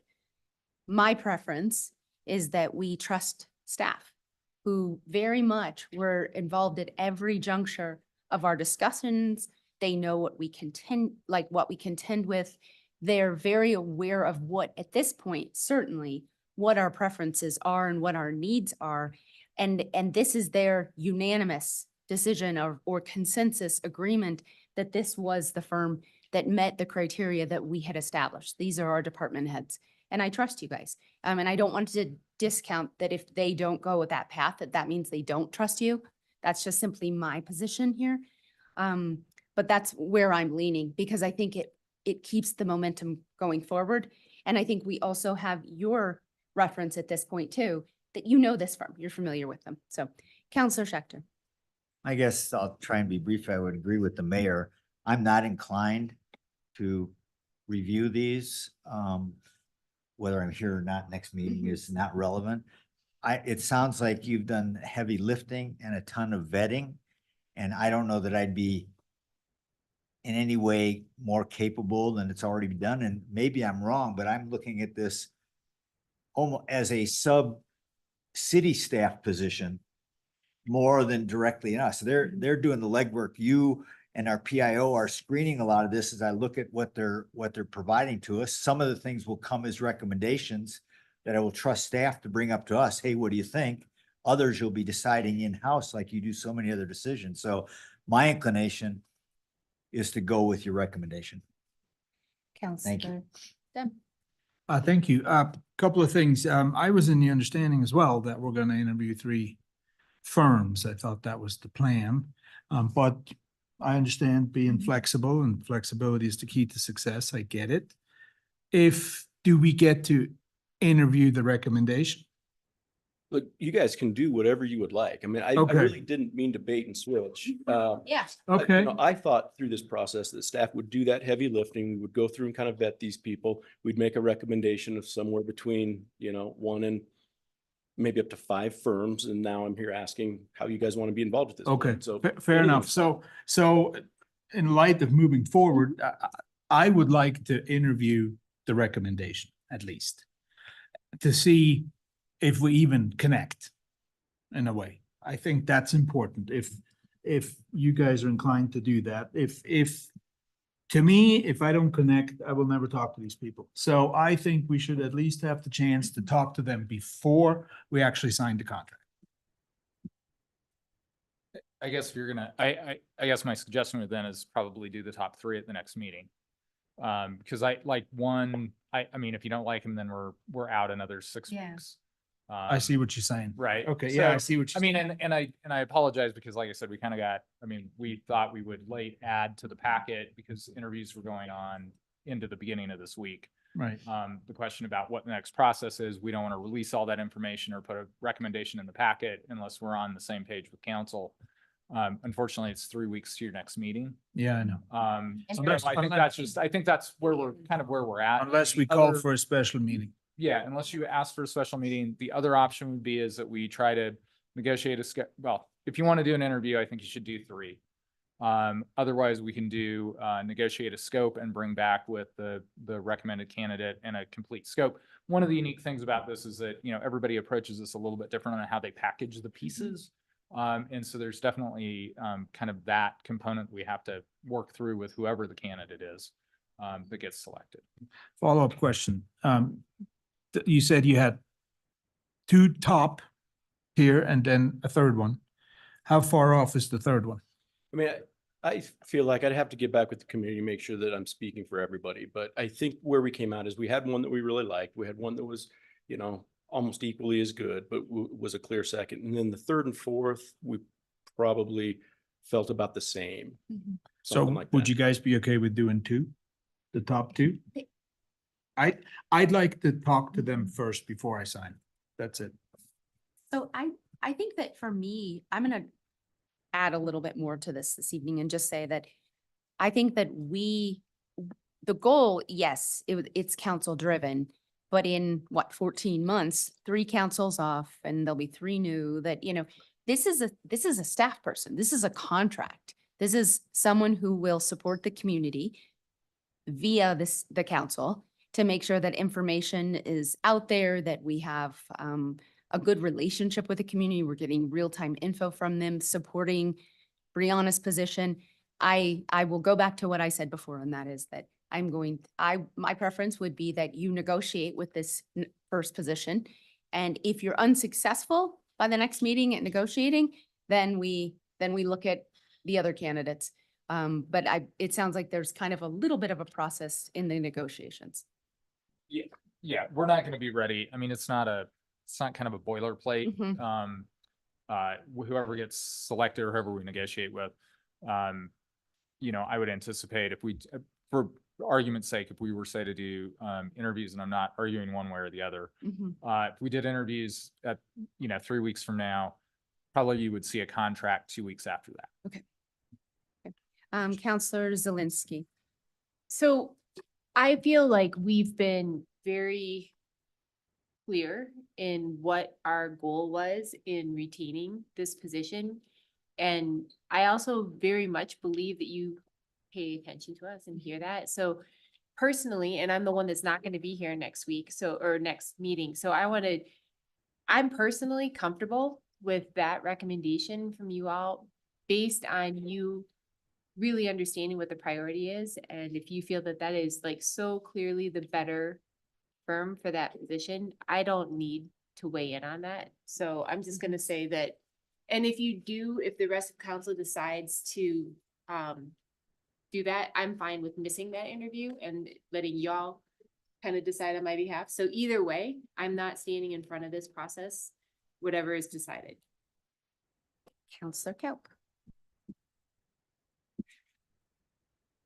I guess I come at this a little bit differently than the rest of you. I'm not as clear on what we're getting. I can read the scope of work. I can also read in the packet that we have 3 people, not all full-time, but we have 3 people that work on communication already. So I would just, and they do a great job, but it's never enough. And communication is a hard thing.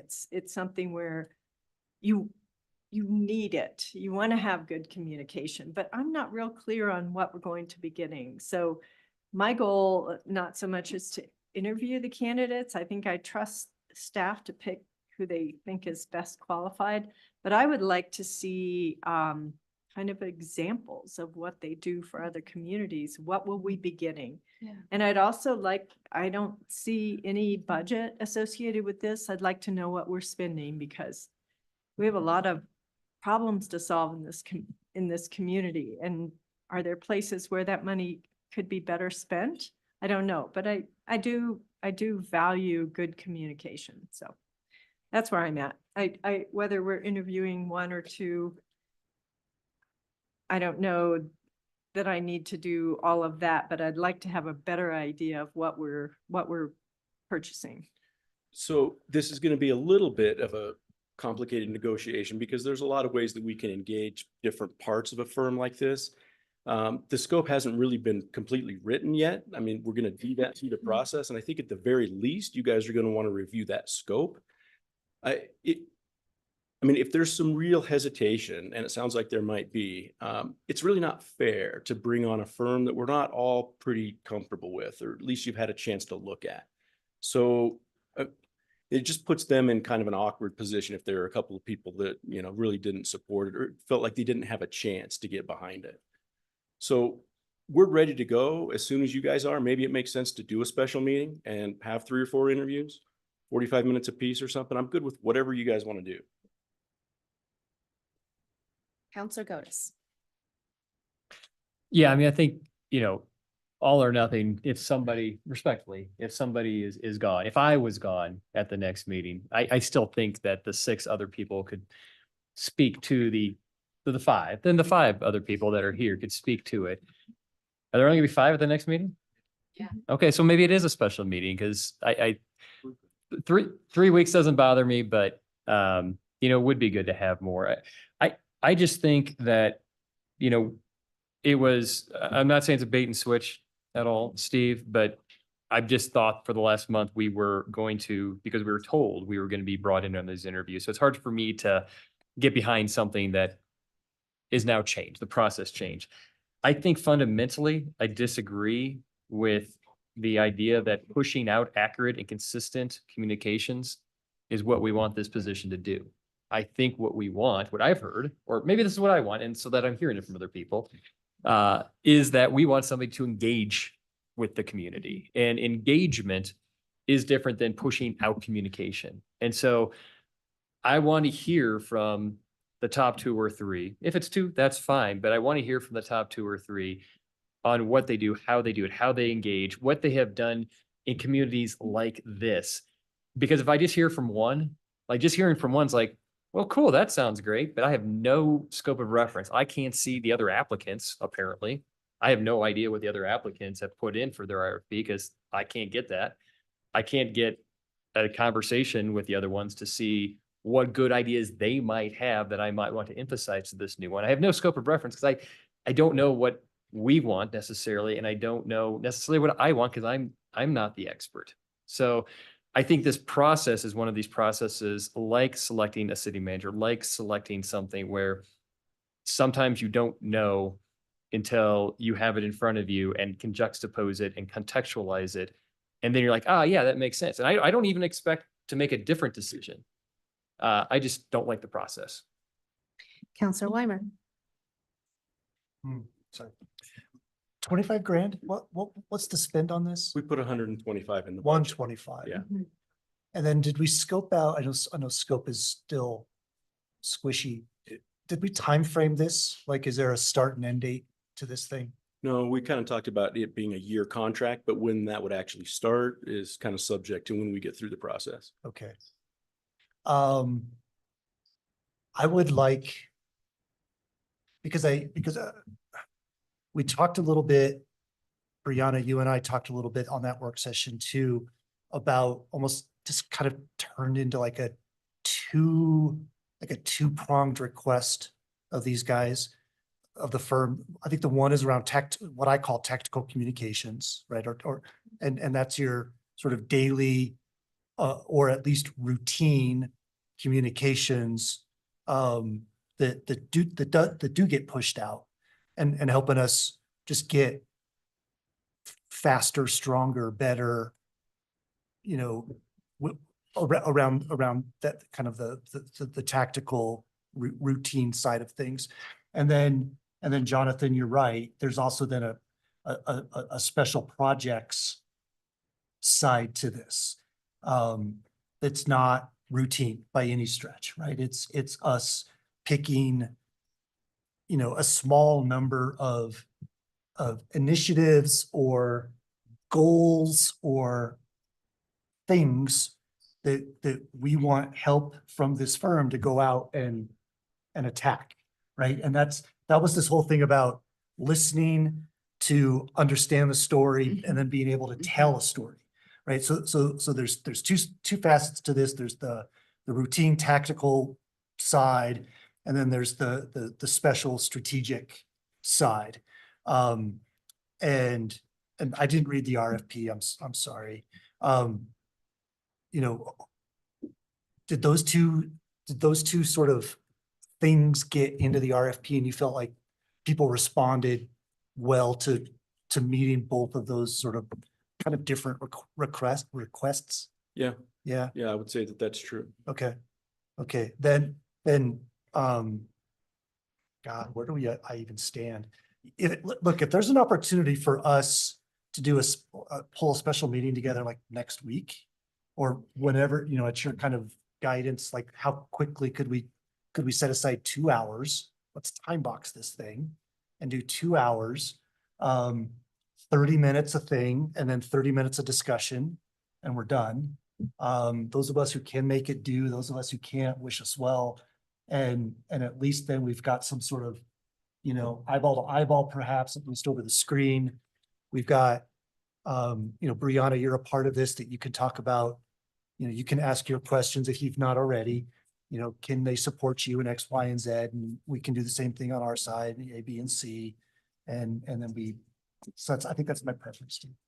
Is with like the 3 or 4, again, with your guidance there. Counselor Zelinski.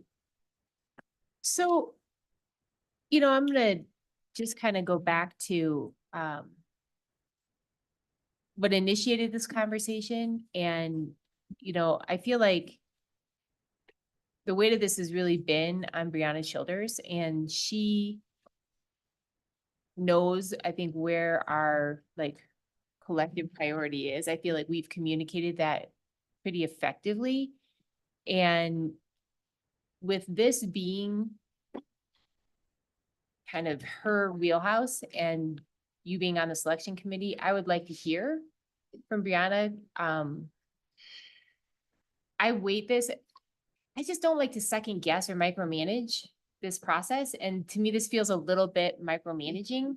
And so I'm just wondering if there isn't a way that we can get to hear what we need to hear to feel better about it. I honestly don't think that I'm going to add anything if I interview. Not that I don't have an opinion. I just don't know that I have the expertise or, kind of to your point, you're not even sure what you're looking for. You just feel like you weren't included in the process. And so, I feel like I would like to just completely, I would like to get there. So I'm really uncomfortable with this at this point. I feel like there's enough uncertainty up here, and you guys haven't had a chance to interview these. These companies are probably going to review this. It's not fair to bring them in this environment where there's going to be pushback. So I think that we should bring in 4 firms, 45 minutes each, special meeting, and then try to make a decision next meeting. Okay, let's get out our calendars and let's find a time and just establish a special meeting time right now. Thank you, Steve. My next Thursday and Friday are really jammed up. 6 a.m. Tuesday. Bummer. Okay. I can't do 6 a.m. Tuesday? Okay, I can do that. I have workout class at 6 a.m. Hey, Jonathan, you're asking for this. You might have to miss your. I'm just thinking about. Sorry, it's an off week for P and Z. I was just trying to figure out if it was gonna conflict with the planning commission meeting earlier in the week. From the standpoint of, getting somebody here from my office, it's probably Wednesday or Thursday. I think that, normally I'm the one who said, get out your calendars. I actually think we should go ahead and have you contact the firms and see if there's a general time that all three of them can meet within a 2-hour time frame, and fingers crossed we can. Yeah. Yeah. We don't know their schedule. Yeah, the- exactly. The other question is, are you okay if it's your preferred date, but they can't make it in person? Yeah, I think. Are you okay with the video? You know, I mean, that. So I think it'd be preferable if they could be here in person though. Right, no, I mean, I'm just recognizing that Getting forward here on short notice. Yeah, Right. yep, yeah. Right. it could be 3 Okay. weeks from now by the time we Yeah. can arrange for us. Mhm. I don't know, but I'm just like opening up that Can option. you? I know, so I'm so Okay. lit up. So Yep. can I just I am so sorry, but I am completely booked all, like basically almost all of February from today on. And so, I really want to stress that the pushback is not coming from me. I'm actually super comfortable with the process and the way that has evolved. I was hoping that I could ask some questions that would get everybody else feeling more comfortable with it. So please don't require me to be at a special meeting that I don't even know if I can, and I don't want to hold this up. That's all. Okay, I think that if you guys are comfortable with it, we will have Steve and Brianna contact the firms. If you guys could see like time frame wise, and then we will call a special meeting and get this wrapped up as quickly as possible. Those who can attend will, and maybe we can get this moved forward. Thank you. Thanks. And I appreciate your transparency and that you want us all to be comfortable, and also the firms to recognize that we're really looking forward to working with one of them and creating a relationship, and we want it to be strong. So thank you. Okay. Okay, great. That was the last action and or presentation item. So we will move on to council comments. Counselor Cap. First, let's see. I will just say I'm so happy to see that South Canyon. Thank you again. The other thing that I had is I have scheduling conflicts. So I have spoken to Counselor Zelinski about taking on the role of alternate liaison to the River Commission.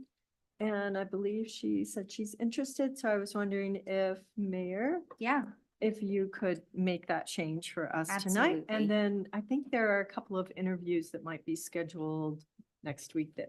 That's there's perfect. one And tomorrow, there's one tomorrow. And I think that Jim Hardcastle is the representative for that River Commission. So we'll just let him know as well, that Aaron will be the primary and Mitchell. Mitchell's the primary and I'm the alternate. Yes. Oh, okay. Mitchell's the primary. Oh, okay. Great. Perfect. Then we will. Thank you. Yep, perfect. Thank you. And while we're on boards and commissions, I'm not sure everyone heard, but that Shelley is now the chair of RAFTA. Well done. And they're very fortunate to have you. I mean, yeah, thank you. It's a fun board. Counselor Schachter. 2 things. I don't think any brought it up, and Shelley can check with me. Related to tonight, the Housing Commission is wrestling with their ADU recommendations separate from what was going on tonight. And they were wrestling with some of the same factors that came up. I'm expecting at their next meeting, hopefully they will come up with a strong recommendation regarding how many ADUs, what kind, and what kind of deed restrictions. But that was wrestled with pretty heavily at the last meeting. And lastly, I didn't realize that Aaron would be here. I will be out of town at our next meeting. Not likely that I'll have internet connection, but I'll take a look. Thank you. Are you going to be out of the country? Because if so, that's a no. What's that? If you're out of the country? No. Okay. Not yet. Counselor Weimer. Two things. I think it's been a while since we've seen, or we've reflected on the comp plan and the progress that we're making against strategic objectives. Steve, is there like a standing cadence of that, or do we need to? Like, what are your thoughts on that? I don't know that there really is a Okay. standing cadence. I don't know, put it on the agenda if you wouldn't mind, like next couple of sessions, maybe, just kind of where we're at. And then the second is, I got tasked by the mayor. Ugh, don't get me started. To do some little side work and think a little bit about how we might, structure and standardize performance reviews, right? I mean, the judge is going to be tough, but at least for you two, I don't know how, I still don't know how you judge, but at least for the two gentlemen here to our left, I found some good stuff. California seems to be kind of on top of things in this regard, but I want to kind of pull it together. It's like, it's kind of like checklists / questions to ask / 0 to 5. Shelley, how do you feel that they've done? Right. And it's kind of like that. And then it would be some content and some materials, as well as a recommendation for what to do in an executive session, what not to do in the executive session. And then how does that translate back out to the public forum, right? I'm looking for a buddy. You need because you can I'm have looking two people. I'm looking for an admin. I need one of you guys to be my admin. No, I'm kidding. I just need I need I'll help. work with you on it. What? Yeah. No, I'm kidding. I want with you. to buddy up Yeah. with one of you. I'm gonna sign it myself. Let the up. record reflect that the mayor has. It's your buddy. No, she's not my buddy, but that's good. Yeah, she's gonna work with me Okay. on this. Great. And then we will come forward with some timing or requests for putting it on a work session and things like that. Yes, thank Okay, you. great. Counselor Zelinski. Okay, so I'm going rogue, I'm editorializing, but so a couple of things struck me. I didn't have any comments coming into this meeting. A couple of things struck me tonight. The first was when Mr. Banks got up and spoke, he's a great speaker. He should write speeches. Like, that was a great impassioned speech, and it struck a chord with me. I also feel like that could be like a mirror put in front of it, and that could be said. So I challenge the community to not, there was like a generalization, all of us do this. None of us do this. And don't lump me in and say that I don't like the ballot initiative. You don't know what I feel about that. And so I felt a little bit not just uncomfortable, because I feel like I was like, I think I'm misunderstood. And I think that we can all do better collectively, where we truly listen and recognize that if we are not in agreement, that doesn't mean we didn't listen. It just means we have a different opinion, and we can all grow and evolve. But, that struck a chord with me only because I don't like the perception out there that that's who I am. I think that I'm not that way. And if I'm coming across that way, I can do better. But I also feel like when I make an honest attempt to reach people where they're at, they don't give me that grace. And so I challenge everybody to, hear that speech and hold it to heart and embody that in their communication as well. And so that I thank him for that. That was a food for thought. And, I just wanted everyone to reflect on that a little bit. And then the other thing, this is something that came to me when I was campaigning for this role. I have a friend that was, kind of talking to the community, and he had a very young staff. And so, when Ms. Vivian came up and was talking about how the young people that came to speak live in the tall buildings out by Lowe's, and I was like, yeah, they're not engaged. Typically, we don't see that in our audience. And that's because they don't feel they have a future in this community, so why get involved? And so, that's another thing kind of in talking about communication and what I want from a communication firm. Those voices are valuable only because they tell us the things that we may never get to hear, and they're gone. And we don't know why people didn't stick, why they didn't stay, or what we could do better. And so I feel like, again, I don't know if anybody ever listens to these YouTube videos or what, but these are things that like really like stick with me. Here it is a year later, and I'm reflecting on this is like still a conversation that we're having. And so, in that kind of like vein of do better, I think that, I would like to do better hearing from people who are in their 20s and 30s and contemplating a future and a family and living in this community, and making sure that I'm representing that as well. And so those are just some things that kind of hit my head and my heart in this meeting, and I wanted to express them. Thank you. Counselor Godus. And that brings up a really good point. I feel like I have a front row seat. I, for 15 years, had this ADU, and I almost exclusively, for whatever reason, rent to young people, and they hit a wall in our community where the guys leave it. I have a place coming up for rent May 1st, by the way, because he's looking to try to buy a house, and he's like, yeah, I'm looking at Parachute, maybe Quebec. Like, and where do you work, man? Well, I work here in Glenwood mostly. Like, that's tough, but where do you go after an ADU? Because his girlfriend, he wants to move into his girlfriend, and she has so it's tough. It's tough. I wanted to, so thanks for bringing that up and speaking so eloquently on that. I want to talk about process. I talked a little bit about process in our last agenda item. But I want to talk about maybe by mid-April, putting on the agenda. We've talked about this a number of times, but I'd like to talk about our external groups that we're a part of, and what value we get from these groups. I'm talking about ACNG, I'm talking about Club 20, I'm talking about CAS, I'm talking about all of these groups, and are we attending regularly? Did we just get involved because one city council member 8 years ago thought this would be a good idea? And does that group still reflect our values? So I think, whether it be Northwest, there's a lot of these groups, right, that we all kind of go to or not, that we might be assigned to. I'd love just to have a brief, and when I say brief, I actually mean a 15-minute work session, just on if we want to still maintain our memberships and our relationships with these groups, because just being a part of a group but never going or contributing or bringing that information back is not of value to us or the taxpayers, I think. So is like mid-April, is that 2 months? May, that's fine.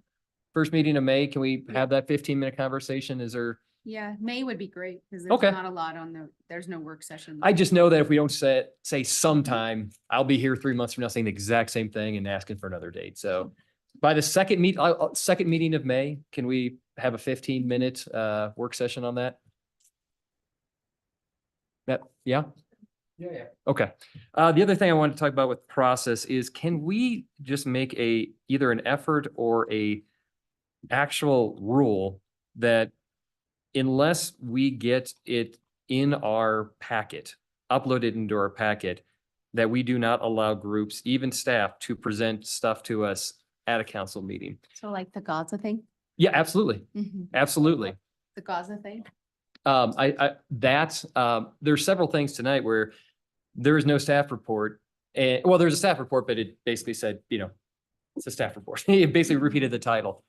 So I just, if we can make an effort and tell groups, like, if you want to give anything to this council, it has to be in their packet, because if I'm looking at this or I have a bad angle, and I'm trying to ingest this information, it's so much better if I can get this information at least 24 hours ahead of time in the packet to digest, so I can ask thoughtful questions.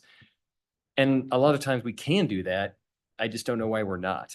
So the last thing I wanted to say is, can we also stop getting half-baked or no-baked presentations and work sessions before ideas like ball fields or hockey rinks go through the appropriate boards and commissions? I understand coming to us saying, what do you think? But coming to us without any semblance of due diligence or going, hey, I ran this by the Parks and Rec Commission, or no, here's a pro forma, or here's a presentation. Like just somebody sitting there for a half hour talking about this idea that they have that, and us saying, yeah, it sounds like a great idea. Come back after you do this. I feel like we've done that the last several times. So maybe if we can have staff, when some group like that wants to present something to us, and I'm not degrading these ideas at all, because that's how Sayre Park came to us. I don't think that went through the whole Park and Rec Commission.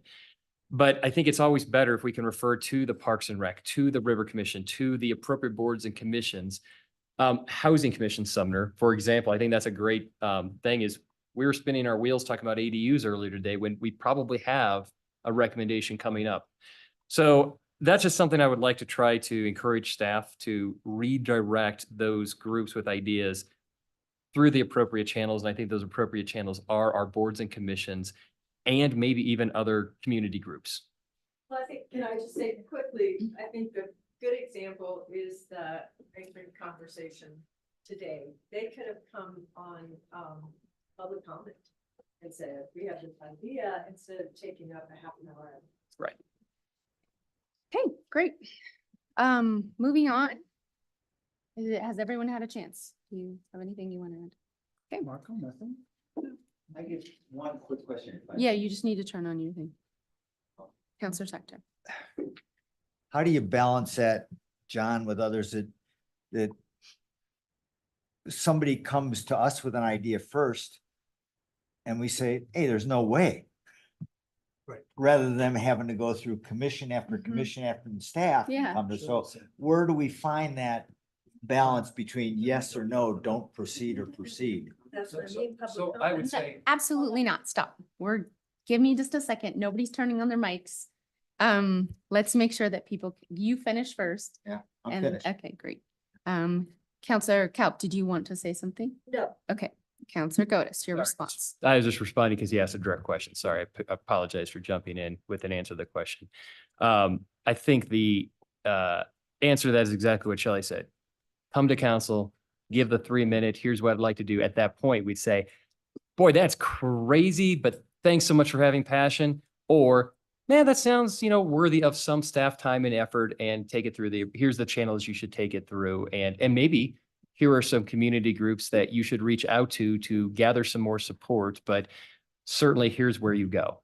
That's what I would suggest. And I would suggest that on our behalf as well. If we want something on the agenda, is that we bring it to council comments and say, hey, like we did tonight, like I did tonight. Hey, by this time, can we have a conversation about this, instead of just put it on the agenda without context, or the rest of council going, yeah, that seems like something we'd like to talk about.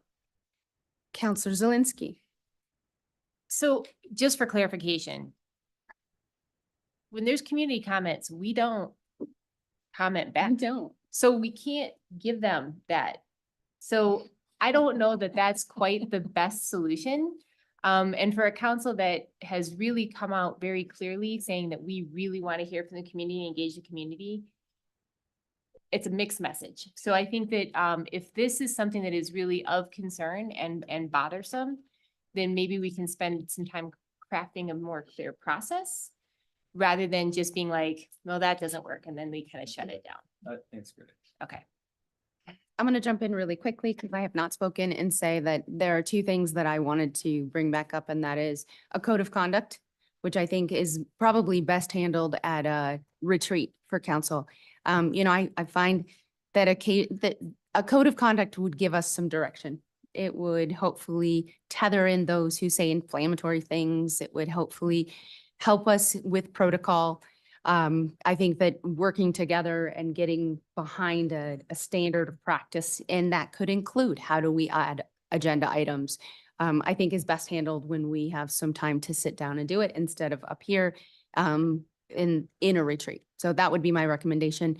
And then my ask this evening, and I would hope everyone can get behind it, is that we form an ad hoc committee for a charter review. We work off of a 1960s charter with some amendments. And I find that more and more we have people who are coming to us saying that the charter doesn't work in one way and they're trying to make their own revisions.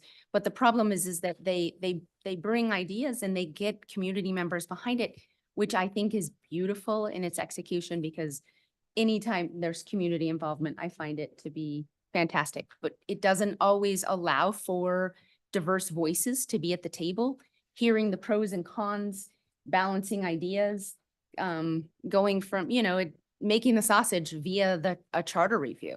And I think that if we could get behind it and then get the whole community an opportunity to be empowered to say, how do we want this, home rule community to run? Maybe we wouldn't see the need for referendums. We would be able to say, we just did this 6 months ago or a year ago. We looked into these, we vetted these new concepts, and this is where we came to. I think the community, maybe in lieu of us talking about does the community feel heard? Here's an opportunity for us to do that. So I know there's community members who've talked about it and have offered their time and energy. And I'm curious if anybody is supportive of moving an ad hoc committee forward. I think Carl told me that there's protocol already in the charter about how a review looks. And when is the last time we've done one? 1965. Okay. So my opinion is that it's overdue, but maybe that's just me. So is anybody else supportive of an ad hoc committee? Maybe sometime in the early summer? Okay. Yeah. Why don't I provide a memo to you guys at the next meeting about Charter Commission, kind of like what that looks like. There's a statutory and constitutional process Okay. For us to follow to do that. And so I can give you kind of just like what that looks like. Great. That'd be awesome. Thank you. Counselor Kelp. Oh. Counselor Godus.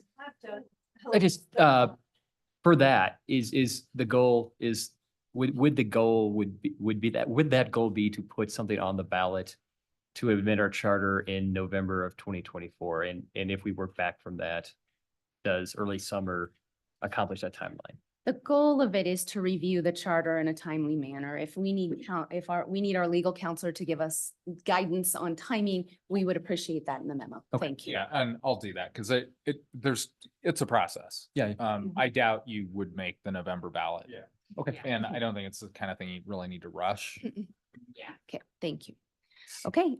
Moving on. No more comments from city councilors. On to our city manager. RAFTA is applying for a RAISE grant to study a local preference for, a bus route through town. Matt Langhorst took a call from somebody at Pitkin County who had been asked to write a letter of support for that grant. It's not an answer that I'm really very equipped to give. So other than just saying, thank you very much for asking. We do appreciate you asking, but we're not going to weigh in one way or the other. I don't know what to tell them. So if you want me to say something other than that, then you need to tell me what that Counselor is. Kelp.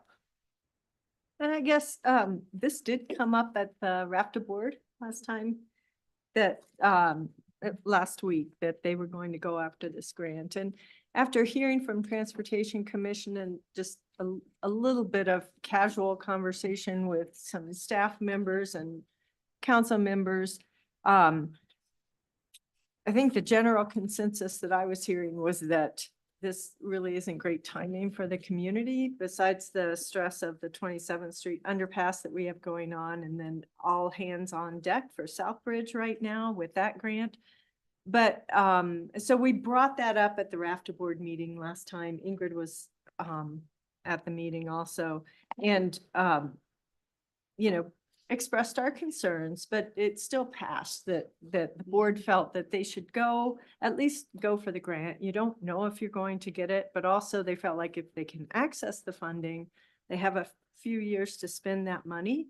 And mainly that if we're going to have a successful transit service in the region and trying to up service along the Colorado River corridor, and with their GMF being out in West Glenwood, that they need to be able to make headways and get the BRT through Glenwood Springs and Hogback also. So I think the board voted one just dissenting vote in Glenwood, but the rest of the board voted to move forward with pursuing the grant. And I have no issues of that with my RAFTA hat on. I can understand why they want to do that because it's important for them to be able to get transit through town. So my feeling would be from the board, I don't have a problem if Pitkin County, I mean, I don't think it's a slap to Glenwood or anything if Pitkin County decides to, write a letter in support of that grant.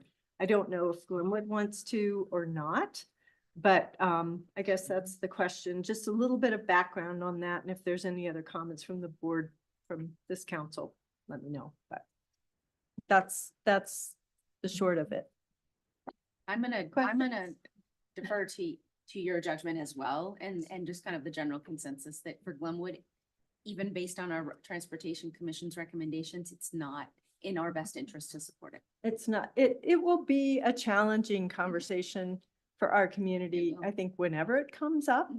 So maybe the timing is not the best right now, but at some point we need to address it. We're working on our TDM. If our TDM was fantastically successful and we can cut traffic by 15%, then we may not have to look at a preferred alternative for BRT coming through town. But if we don't get robust adoption of that and we continue to have difficulty getting buses through town, then we need to probably come up with a preferred route. So there it is. Any questions or comment by council? I mean, is this a rehash? Mike? Yeah, sorry, that was me, not you. I just didn't like, yeah. I agree, this doesn't sound timely for us. Is this a rehash of what we already saw in terms of Grand Avenue route, River route, 8th Street that was not very palatable here in town?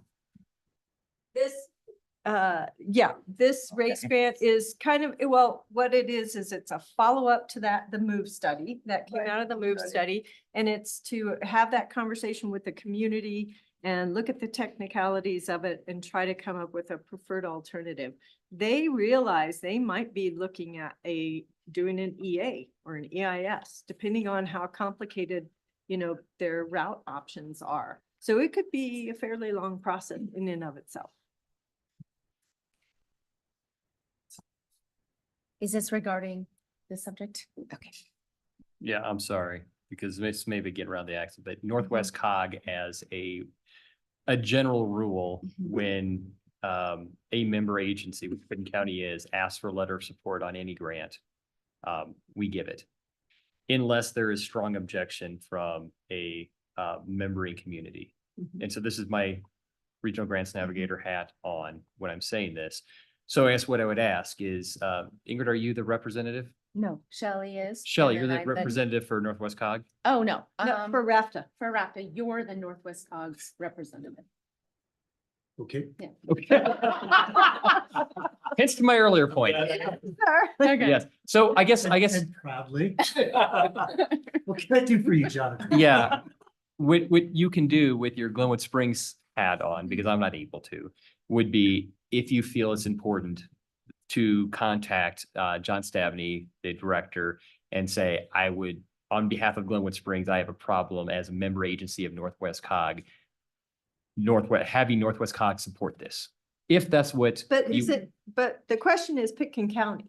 That's correct. It's a Pitkin County application, but if any member, it's not a No, veto. the RAFTA application, Pitkin County would like to write a letter of support. So what he's saying though, is that if any group yeah. within this is asking for it, Northwestern COGS also will provide a letter of support. If we don't want them to, then it would be appropriate for our rep to contact Northwest COGS and say, on our behalf, we oppose this, please don't provide a letter of support. I would say okay, sorry, not to, and sorry, I'm complicating this, but I just Yep. feel like in good faith, I need to say this, but it'd be a pretty heavy thing for Glenwood to go to Northwest COG and go, yeah, we want to nix our neighbor's application. And just not writing a letter of support from Glenwood Springs is one thing, but take an entire group that we're a member of and saying we're not going to do that would be significant. If we So, want to do that, that's, I don't know, think that's yeah. what we're looking for. I Okay. don't think Steve is looking for that. Just needs to know from our municipality, do we, as a council, want to write a letter of support for this grant? Is there support?